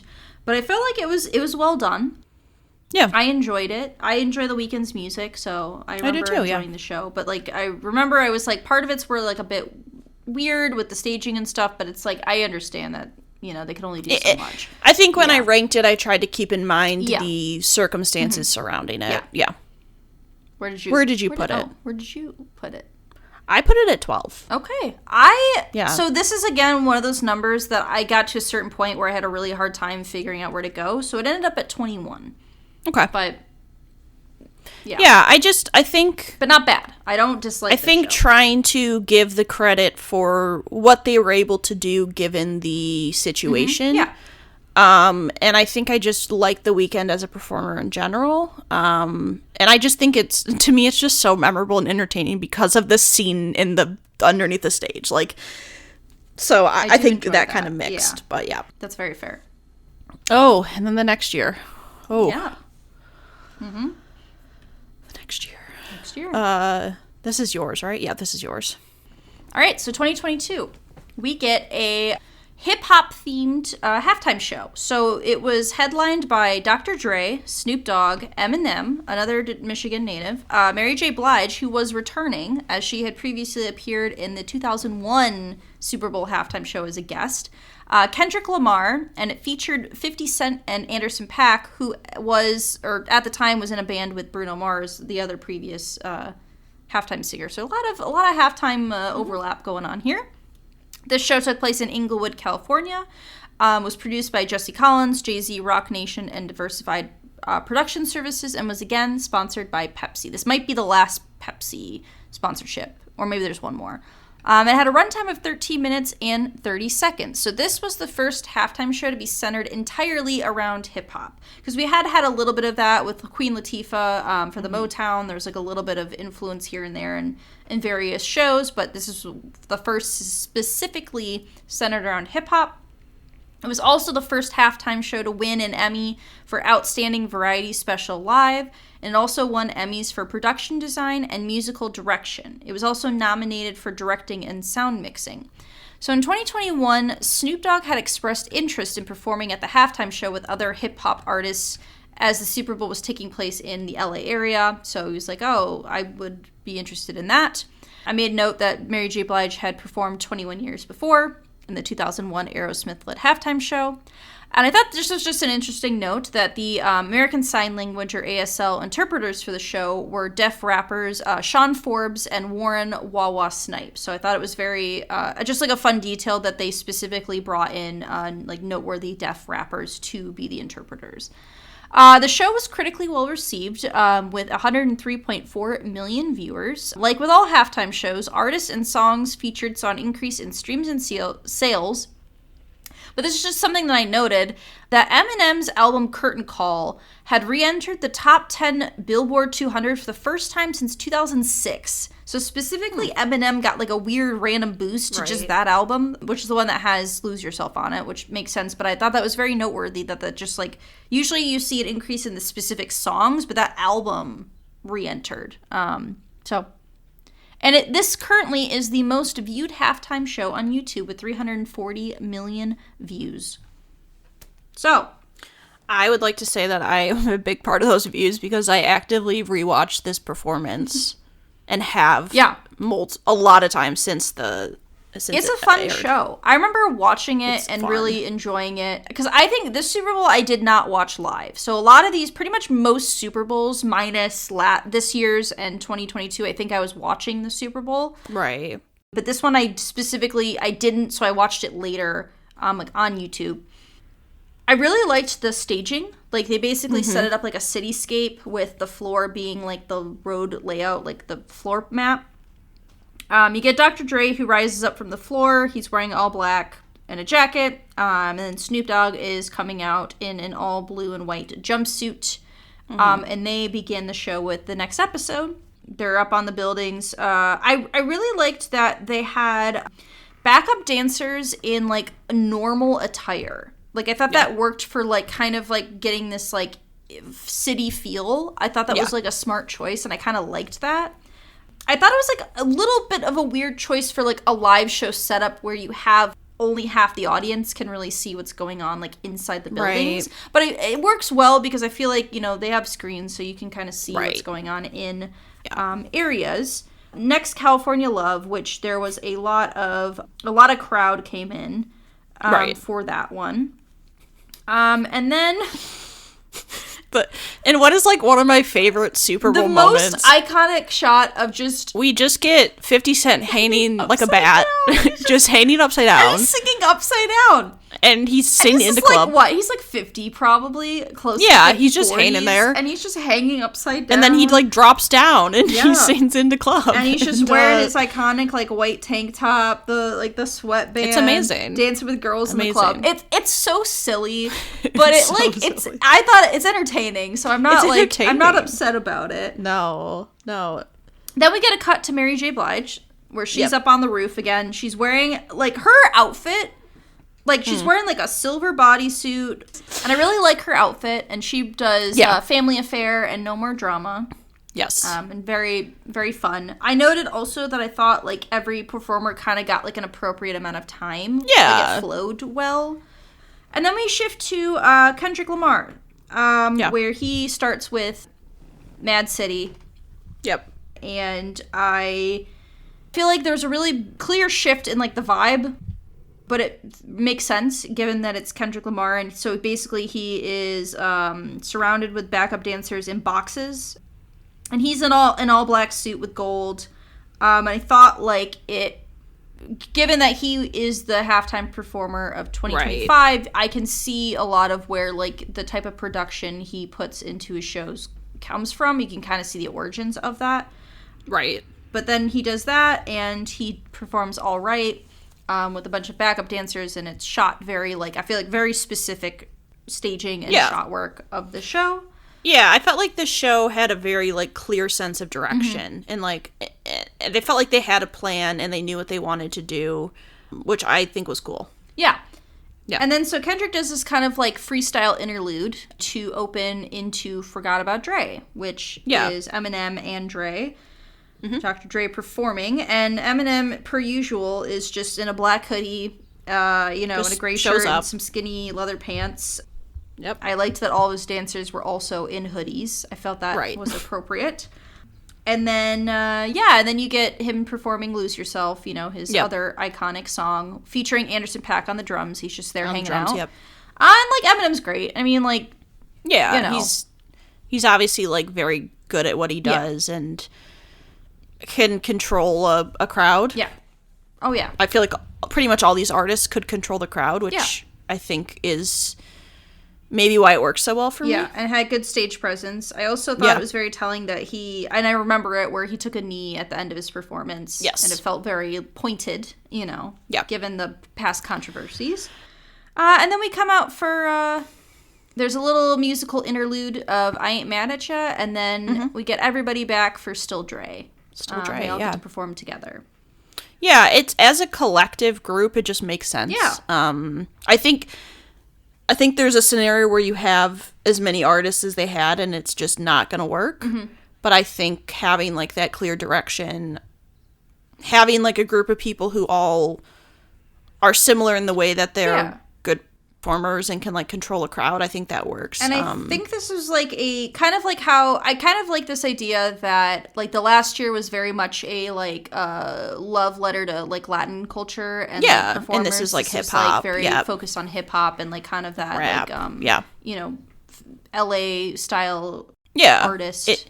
It was fitting for, like, the location. Mm-hmm. It was fitting for the group of people. And, again, it's just one of those ones that every time I watch it, I just smile. It's a fun I think it's show. just a lot of fun. Yeah. I think it is a very solid, like, all the guests work well. It's one of the it's one of the only times where we've got, like, a multi-act group, because pretty much for a long time the past couple of years we've just had, like, one main act or, like, guest artists, but, like, focused on not, like, one or two specific people, and not like a big group. It felt like a very, like, not entourage. Entourage. I can't think of the word. I'm not sure what you're looking for. I don't know. It just felt like they each got their moment to shine. Everybody got got a moment. And no one really felt like a minor act. Right. Which I enjoyed. I put this one at number 12. Okay. Yeah. We'll be back. We'll be back. Yeah. I really like this show. I think it's really fun. Definitely deserves a spot near the top. I thought it was a very solid show. Clearly it didn't deserve a spot in the top for you because it's not in your top 7. 12. That's, top area, the top grouping. It's a solid show. Okay. 2023, we get Rihanna. This one's in Glendale, Arizona. And this is produced by Jesse Collins, Jay-Z, Rock Nation, and Diversified Production Services. We get a new sponsor. Mm-hmm. We get Apple Music. Yep. Runtime of 13 minutes and 10 seconds. So, like Alyssa had said, Rihanna had previously declined the Super Bowl in 2019 due to the Colin Kaepernick situation going on. It was rumored that Taylor Swift would headline, but she had declined. Potentially, Rihanna might be the first headline to perform while pregnant. Mm-hmm. And it was her first live performance in 5 years. Which is insane. Yeah. Very well received. Nominated for 5 Emmys. It won 2 for directing and production design. Then nominated for Variety Special Live, music direction, and technical direction. So it was watched by 121 million viewers, becoming the most watched show at the time. It is now second most watched. The fact that she, like, performed and did as much as she did when she was, like, pregnant, that's, like, not an easy thing to do. No, it's not. It's not an easy thing to do. This one's very memorable, I think, because of how recent it is. Yeah, and I still, like, I need a new album, please. Please, Rihanna. We're waiting. It's been so long. Yeah. So she starts with What's My Name. She has, like a full red, like, kind of jumpsuit. Yeah. With, like, almost like a leather, like a plastic breastplate kind of deal going on. Yeah, so starts with What's My Name. And she's suspended on, like, a glass platform. Right. Like, her and dancers are suspended on platforms. And I really thought, especially given that she was, like, pregnant and, somewhat limited in what she could do movement-wise, like, I thought that was a really smart way to kind of stage and allow for there to be, like good production of, like, using the setting. Because I don't feel like we hadn't really gotten, like, a kind of stage movement, like a platform kind of setup. Yeah, and I think I agree with that. And then she does Bitch Better Have My Money. Yeah, which love that. Great song. Yep. Where Have You Been? Only Girl in the World. Mm-hmm. We Found Love. Rude Boy. I think she gets off of the platforms around, I think around, like, work, I think is when. Yeah, I think she gets off and work. then she does work. There's, like, all of her backup dancers are wearing, like, these, like, white hooded jackets and puffy pants, and is very red and white, light theme. And I made a note that I feel like she sounded really good. Yeah. And, yeah, like, she does. I feel like she is charismatic and, like, has enough showmanship that she doesn't need guests, you know? Like, I don't feel like she didn't need guests in this show. No, she can, like, carry it on her own for sure. Yeah, and then she does Wild Thoughts, Birthday Cake, Pour It Up, Pose, All the Lights.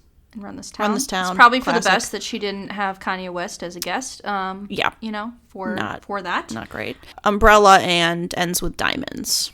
During Run This Town, they bring out a band. So a band appears on stage, and it's like that. I liked that added element of having a band for that last couple bits. Right. And she gets back onto her platform. Oh, wait, I had one note. They brought in more dancers, which I loved. And there was a little bit where she had a compact and she was, like, checking her makeup and then gave it to one of the dancers. And I'm like, that's very, like, you know, very personality-driven moment that I thought was fun. And she gets back on the platform to perform Umbrella and Diamonds. And she has this humongous big puffy coat on. And I think that was maybe supposed to hide the wire that was, like, holding her to the platform a little bit. But I also thought it was a fun visually.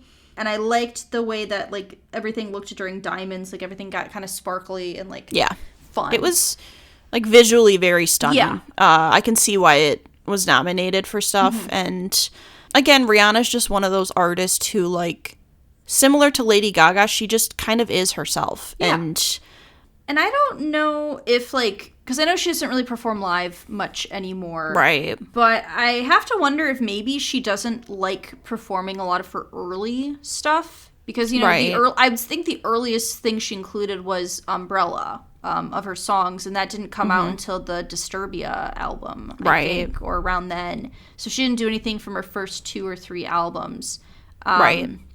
And that's kind of like, being that I own both of her first 2 albums, I do remember when I was watching it that I was like, I wonder if she just doesn't like to perform. You know, like Pondy Replay or like SOS or some of those earlier stuff, or just like didn't want to for the halftime show. Right. I've never seen her, like, clearly I've never seen her live, so I can't comment on that if that's the case or not. But you know, she's like a very, clearly very talented performer. And she's been doing this since she was like a teenager. You know? Yeah. She definitely is very talented. I really enjoy her as an artist. Yeah, she makes great music. I put her as number 9. Okay, I did 14. So again, I felt like her and the last years were very similar, very close together in terms of quality and, like, enjoyment of the show that I had.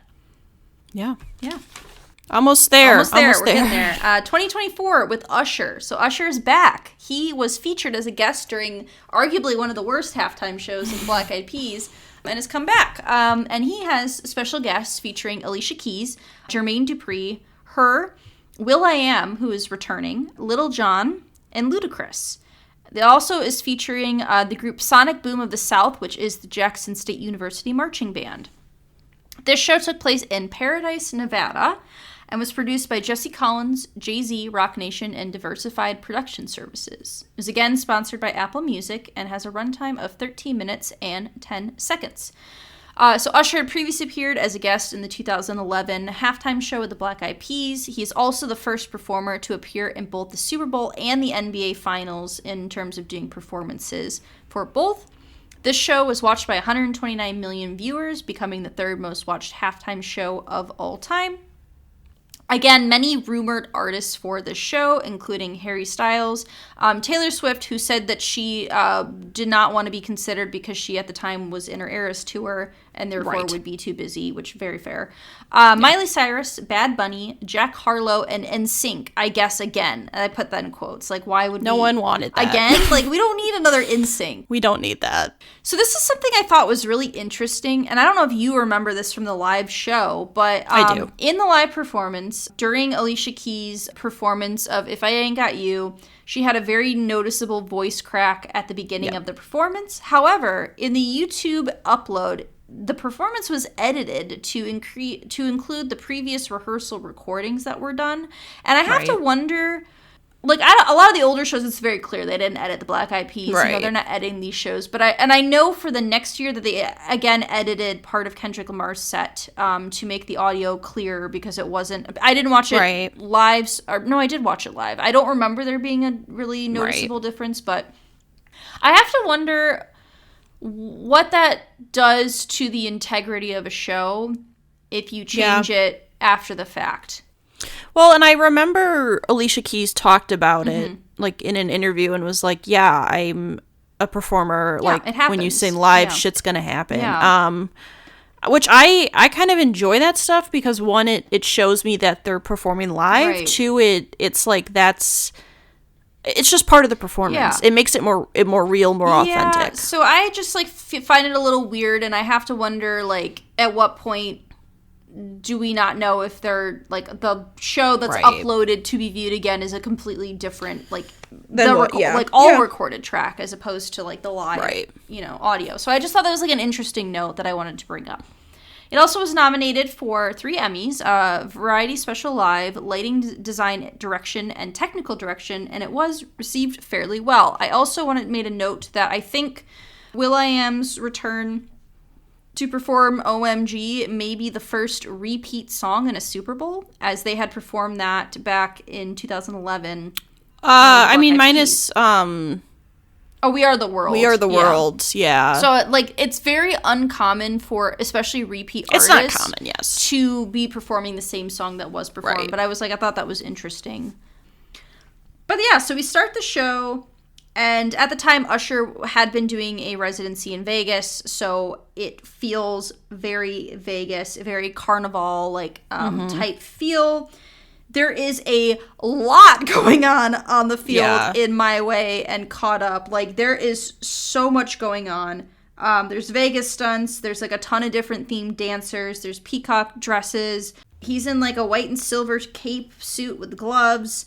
It felt very overwhelming in the beginning. Yeah, like, I would say so. I think maybe based off the previous years where they've scaled back a bit of the theatrics, I think it's a little bit much. I also noted that Usher is wearing a ear mic, so he in the beginning has a controlled microphone, which I don't remember seeing an artist have that type of microphone. But again, he is also dancing, so it makes sense. He does a lot of movement, and I will say I feel like Usher balanced the singing dancing a lot better than Justin Timberlake did. Yeah, I would agree.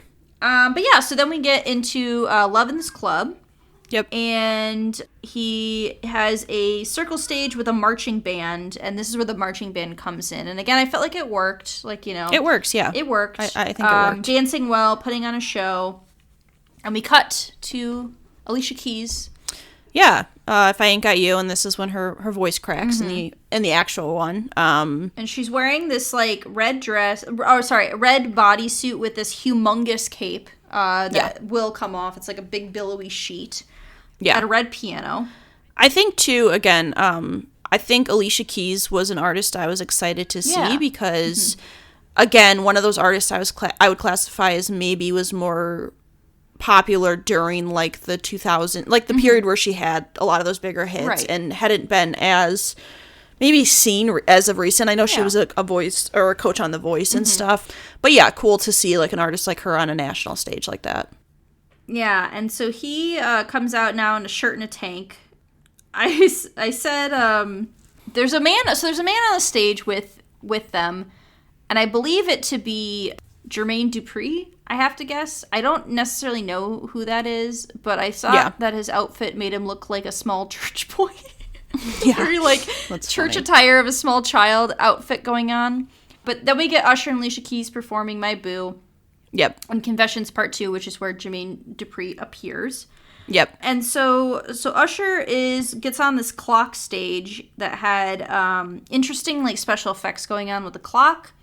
There's an audience around the stage, and I just had to say, because I could not stop staring. Usher is so sweaty during this part of the performance. I was like, could they not have toweled him off when like they transitioned away from the Alicia Keys number? Like they could have toweled him off. And later he's not as sweaty, so somebody toweled him off. Yeah. But I was like, why are you towel this man off, please? You know he's working hard. Yeah, but I'm like, man, he's so sweaty. Like they could have helped him out there. He was sweaty. I was so noticeable that I had to note it. He then gets a standing mic. He finally gets a standing mic for Burn and You Got It Bad. Featuring her on the guitar.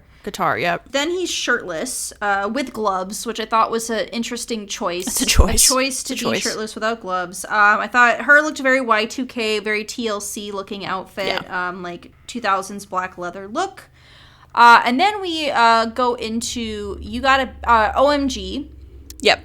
Where Usher is now in roller skates, which I guess this is something he did during his residency. Okay. With other dancers. And honestly, I really liked that part. It kind of worked. It was really fun. They're in like black and blue leather outfits and sparkles, and like I remember the roller skate part being fun. Like I thought it was like a cool inclusion and much better use of roller skates than the last time we saw them in 1982. Yeah. When they just skated around. Yeah, when they just skated around. Will.i.am was fine, you know.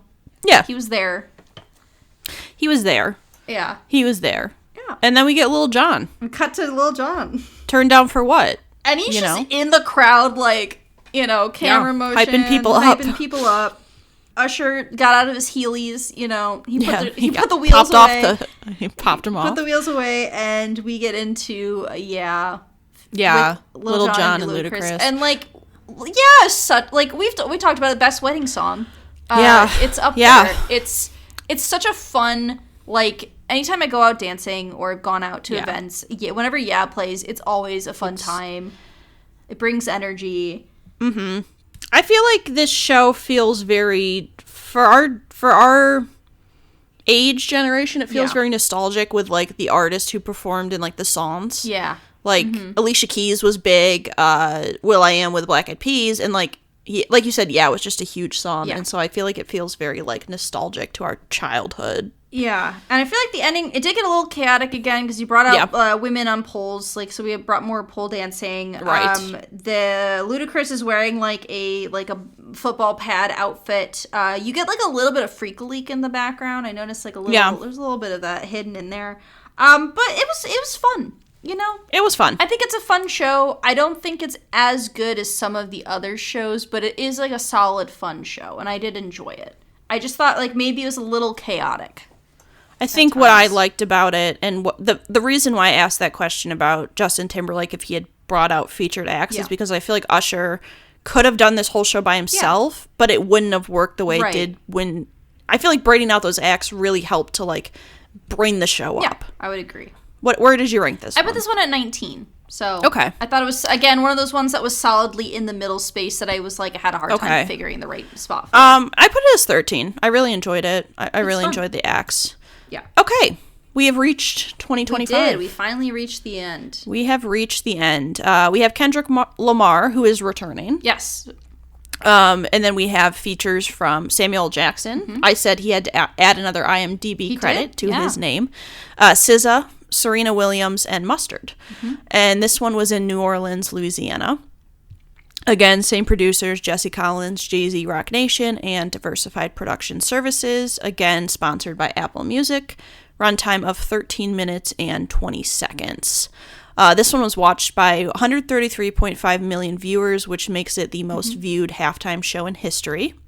So Kendrick Lamar had appeared 3 years previously in 2022 with the hip-hop, the ensemble there. So this made him the first rapper to lead a show multiple times. Mary J. Blige was in 2, but a guest in the first one. And quote from Seth Dudowski, who is the head of Music NFL, who said, "We really wanted to start to focus on leading to culture." Or leading to culture, or leaning on culture. Leading, I might have done that wrong. Yeah. But mainly I just wanted to include that because I thought it was a very interesting note that they, there's all discrepancies from like the shift to going to like safe rocker bands and like pop acts, but I thought this was really telling that they specifically were like, they want, like, a lot of times music is very much what is the culture feeling, like what is the culture of music, and I think leaning into that is like smart, right, as opposed to like just picking something safe. And I mean, sure, people are going to complain. Yeah. But, you know. There was some mild controversy over the choice of host for New Orleans. So Lil Wayne had campaigned to headline as he is a native of the city.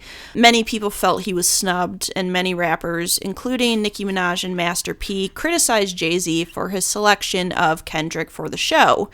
And also, this is, if you're living under a rock and don't know about the Kendrick Lamar versus Drake beef, this is kind of seen as an end to their feud. I would say Drake took a real L. I think Drake took the L as he had to watch Kendrick win a bunch of Grammys.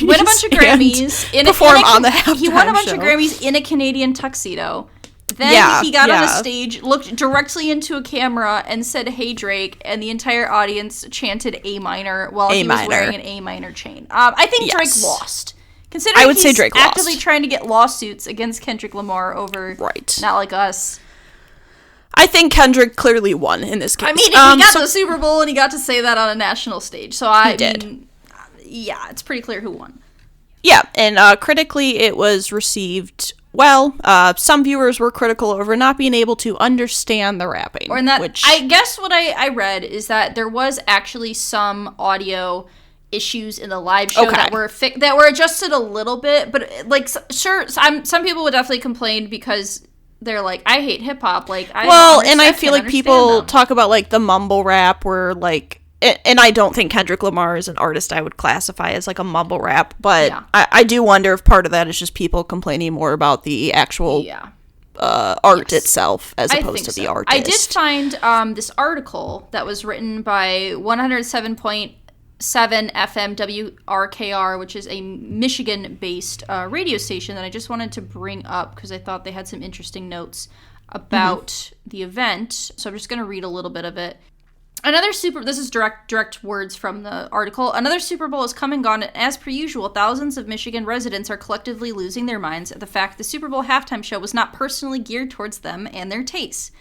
Kendrick Lamar is one of the biggest artists in the music industry and culture right now, which is mainly focused on hip-hop, R&B, and pop music. One thing that many people forget to realize is that rock and roll is no longer the main focus when it comes to music and what is used in current pop culture. Basically saying that there was a time when rock and roll dominated halftime shows, mainly considering that there are not too many artists that are well-known enough or relevant enough to be put in such a primetime spot, which I think is very true. Rock is not really like a currently popular artist groups. There's no really rock groups like that I would consider to be huge right now. Like, I would agree. Manskin is kind of like they're more international. But I think it's also like more of, it's just not what the current trend or like current popular stuff is. Right. I do want to say that this was my first time watching this. So I did not watch the Super Bowl. Oh, you live. didn't? Okay. I was interested. No, and I was gonna watch his performance, but I figured I might as well save it and get like this be my first watch to get like my initial kind of thoughts on it. Yeah. But I had heard a lot about it, mostly because of the Drake beef. I watched it live, and then I also, during the beef, I watched, as you know, Hannah, we love React type channels. I watched a lot of people like dissect his songs and like the beef. So I could just, because I'm like, I'm a white woman from Michigan. What the fuck do I know about rap beef? Right. And so I watched a lot of people dissect like this show. I just because I was like curious, like a lot of the subtle like kind of. Because again, Kendrick Lamar is very direct and like specific with like what kind of images and what kind of things he wants to like portray. Yeah, he definitely has a vision and imagery. So I watched a couple people talk about it, so I could be like, what is the context that I don't have? That would be good to know. Yeah, so we start the show with a PlayStation type stage, and we get our Uncle Sam Jackson coming out. Samuel Jackson, to basically introduce Kendrick Lamar. So his most recent album is called GNX, which is the type of car that was on stage for the beginning of Whacked Out Murals, where we see a bunch of backup dancers in red, white, and blue jumpsuits come out of the car. They kind of come out like a clown car situation. Yeah, it was pretty entertaining. Kendrick Lamar is also wearing bell-bottom jeans, a blue and white jacket, backwards hat, and he's wearing a noticeably large diamond with a lowercase a minor, if you will, chain. And we get Bodies and Squabble Up as our first kind of set. Yeah, so like the initial, Then Samuel Jackson comes back and basically makes a statement that it's like, this is too, like, ghetto, like, you can't be performing this. Like, I feel like the inclusion of having him kind of narrate the different segments worked for, especially because I feel like this show is a very, very clearly a political statement. Yes. And just like a social statement in many ways. Yeah, and I think given Kendrick Lamar is kind of, I feel like he's always kind of been that way. Yeah, oh yeah, absolutely. Yeah. And I think it made sense to have the show the way they did it. Yeah, I think so. So I thought it worked in that way, yes. Yeah.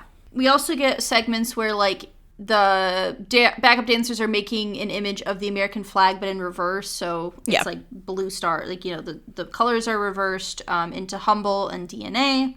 And then I believe Samuel Jackson comes back after that, those two. Where we get into Euphoria and then Man at the Garden, where there's almost like a barbershop quartet type sound where they're like under a street lamp. But I thought that was really interesting. It was cool. I thought it worked really well in that moment, yeah.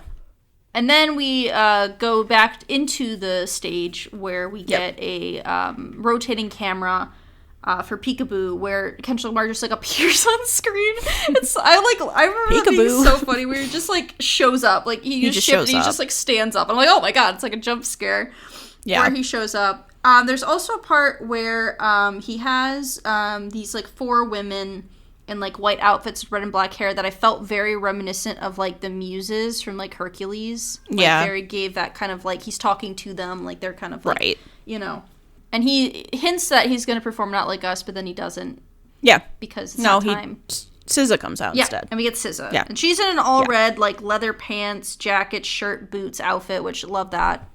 Very visually striking. Yep. And they perform Luther and All the Stars. Yes. Together. And this is like this is like the, as Samuel Jackson says, like, this is what America wants. This is like you're like for the people, like, yes, everyone can enjoy this music, you know. Right. Not so controversial. And then we get into Not Like Us, where the demonic, like, Kendrick turning his head to say, hey, Drake, with, like, the largest smile on his face. He looks so demonic. Like, it's almost scary. It is. Image of, like, the tracking of him, like, there's the meme of him, like, you know, walking, looking directly at the camera. The fact that the entire audience, like, the only time we hear them is specifically when everybody is yelling A minor. Yeah. Yeah. Oh my god. And then you get Serena Williams dancing, which, for people who don't know, she dated Drake on and off for like 5-6 years. So she received criticism for crip walking at one of the tennis opens. Like, people were like, you can't, like, you know, gave her a hard time. Right. So I think this was also kind of like her being able to it was just kind of a combination of both of those. But I loved how happy she looked to just be out there. There was like I kept seeing a lot of comments like, she's crip walking at his grave. Yeah, like, she just looked like she was having a great time, which I loved. Yeah, and then we finish with TV Off featuring Mustard. Mustard comes out dancing around. He's in like a little black-yellow jacket, jeans on. Yeah. Yeah, I think it's cool to see him go from getting like such a small segment in the hip-hop one, like 2 years prior, to then like getting to headline. Yeah. You know? I think it's a solid show. It's not like a favorite of mine, but there were so many people who were like, this is the worst halftime show I've ever seen. And I'm like, I don't agree. I would not agree with that. But it's not like a favorite, but I feel like it's important in that he very clearly had a very specific message. Yeah. And like image. And I feel like it worked for what it was. Yeah. I mean, I put it as number 10. Okay. I think it just, like, kind of what you just said. Like, I felt like he had this plan. He also, like, the fact that he went on a national stage and, like, diss Drake. Just saying a diss track. And, like, I just find that to be very, like, entertaining. Yeah. And messy, but, like, in the best way. We had talked about this because Not Like Us was on my top songs of the summer of last year, and we kind of talked about it. It's like, I feel a little weird putting this on my favorite songs of the summer, given that it's a diss track on a pedophile. But, like, it clearly is a very, like, culturally relevant song. Like, right. And there's a lot going on right now where it's like, it's, you know, it obviously... his album won Grammys and he won Grammys and, like, won a lot of awards, critically acclaimed, yeah, well received. But where did I you put it at this 17. one? So again, it was again in that, like, swirl of, like, area where I'm like, it could go in any of these 10 spots kind of deal. So right, but yeah. Okay, so now we are going to go through our top 7. Yeah, you already know which ones are in our top 7 because we have said that they are, but we do not know in what order. All right. So I will start. Would you like to start? Yes, go ahead. I will start. Number 7. I absolutely love this one. It's like a fever dream, but Katy Perry. Yeah. I just think it was very entertaining. I just think that it just worked. And I always forget how many big hits she had until I saw this, and I was like, wow, she just was like a mega star at that time. So yes. Yeah. Number 7, I went with 2013, which is Beyonce's year. This one I felt like I had to include in the top 7. It wouldn't feel right to not put it there because I feel like she really, like, it was a very well done, cohesive show, and, like, she's such a great entertainer. So number 7 for Beyonce. Yeah, number 6 I have Beyonce. Agree. I mean, I feel like having Destiny's Child come out with her really worked. I just think, she's just a performer, and she's clearly very talented. So yeah. Number 6, I have Diana Ross. So the 1996 Diana Ross performance. I just felt like it was one of the first performances that I felt like a very solid production. Like, she leaves on a helicopter. Like, such a queen, a true performer. I really enjoyed the show. So number 6. Okay. Number 5, I have Lady Gaga. Again, it's just like, it's so memorable, that intro. I think she makes sense as a halftime performer. I really like the fact that she just did what she wanted to do, and, like, unapologetically did what she wanted to do. And again, I just really love her. Yeah. So number 5, I have Madonna. So 2012. Okay. I feel like this is such a solid, like, arguably the well-produced show. Just the production value of the show was there's so much going on, but it was very cohesive. It was very well put together. Like, especially given Madonna, like, at this point was in her 50s, like, putting on, like, a stellar show. Right. I thought was really well done. So number 5. Yeah. Number 4, I went with Michael Jackson. I think especially as a very early on show, like, in this new, kind of kicked off this new format for what, like, these shows could be. Again, Michael Jackson, just a very talented performer. I like that he didn't have to rely on a lot of other things, just, like, him and, like, some dancers and stuff. Just very captivating as a performer. Yeah. Number 4, I also have Michael Jackson's show. Okay. I feel like you have to give it credit for kind of spearheading this shift into focusing on, like, popular musicians. Right. And I feel like he was such a huge artist at the time that, like, like, commanded a stage and had such great, like, presence that, like, I have to give it dues, even, like, if it's, like, comparing the production value of, like, that show to, like, Madonna's, like, it's very night and day different, but, like, for what he did, like, you have to give recognition to that. Yeah, number 3, I put Madonna, which was, like, the biggest surprise for me. It just worked so well, and every artist she brought on really added to the performance. They made it feel like it was their own show.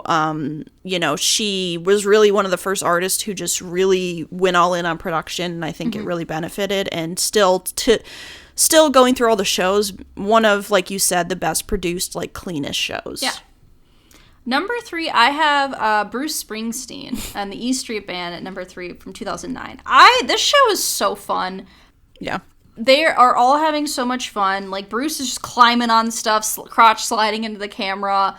Like, everybody is having a good time. It just felt like a really good, especially given that this took place during the year of the recession. Like, everybody was, you know, having a hard, like, I think it was nice to have, like, a fun show for, like, for everyone, for the family. For everyone. But I also love this show, and I feel like you didn't put it high enough. Just my personal opinion. You know, last night I was thinking, like, did I make a mistake? But going through my top 7, I wouldn't have put it above any of those artists. That's fair. But didn't you? I would have moved 17? Let me see. Yeah, you put it at number 17, I think, right? Yeah, and I would have 17. I probably would have put it up into like the top 12, but I don't think it would have gotten into my top 7. So number 2, I absolutely love this show. It's the hip hop. So it's Dr. Dre, Snoop Dogg, Eminem, Mary J. Blige, Kendrick Lamar, 50 Cent. The amount of times I've rewatched this show is insane. It's so rewatchable to me. It's so entertaining. It just really works. And they're all just having a good time. They're all having a fun time. 50 Cent hanging upside down is just blurred into my mind. Just the cut to his slide. Yeah, it's just so random, but it just worked. Yeah. So number 2, I have 2017's Lady Gaga show. This one is, for me, the most memorable of the past, like, 10 years. Like, I remember liking it a lot. This is also a show I've seen several times, kind of like what you say with that show. Like, I also just love Lady Gaga as a performer. She's just, like, very talented. Yeah. A lot of respect for her as an artist. Yeah, I'm not surprised we have the same number 1. Prince, which we had said it's considered to be, like, by many the greatest halftime show. And I have to agree. I just think a good show. I think the elements of the rain coming down, the final like performance of Purple Rain is just like I had chills the entire time.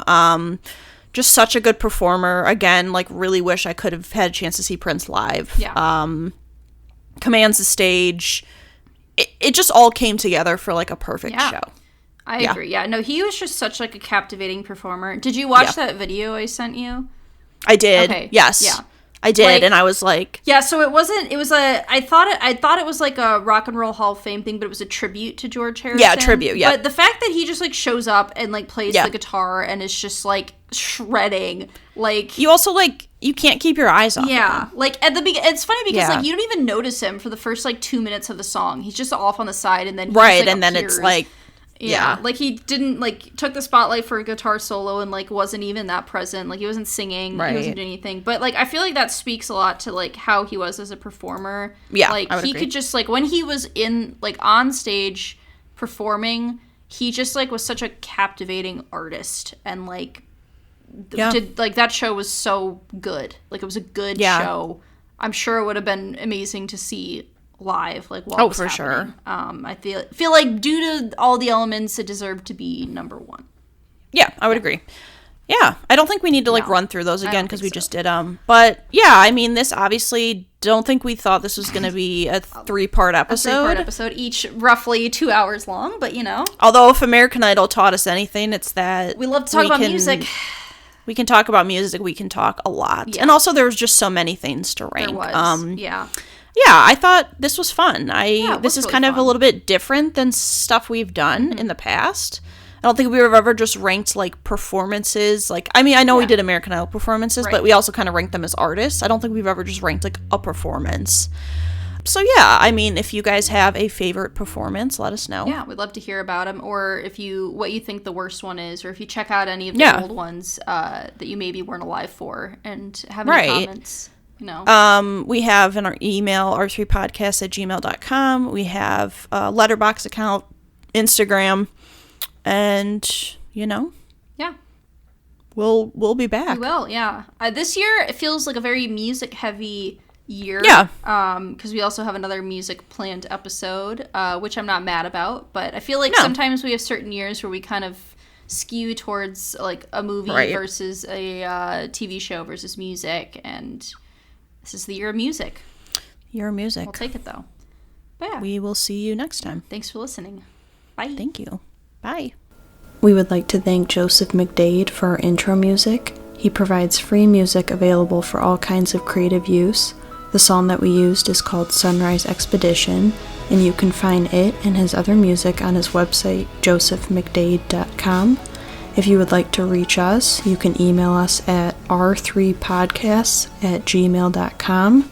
That's R, the number 3, PODCASTS @gmail.com. or you can find us on Instagram by searching Research Rank Repeat. She's really, like, very stylish. Did you drop something? Or is that a cat? No, Cash just tried to jump Cash. and he just fell off the... Cash, what are you okay? doing, bud? You knocked off all my stuff. Are you okay? Oh. Hey, he's fine. Okay.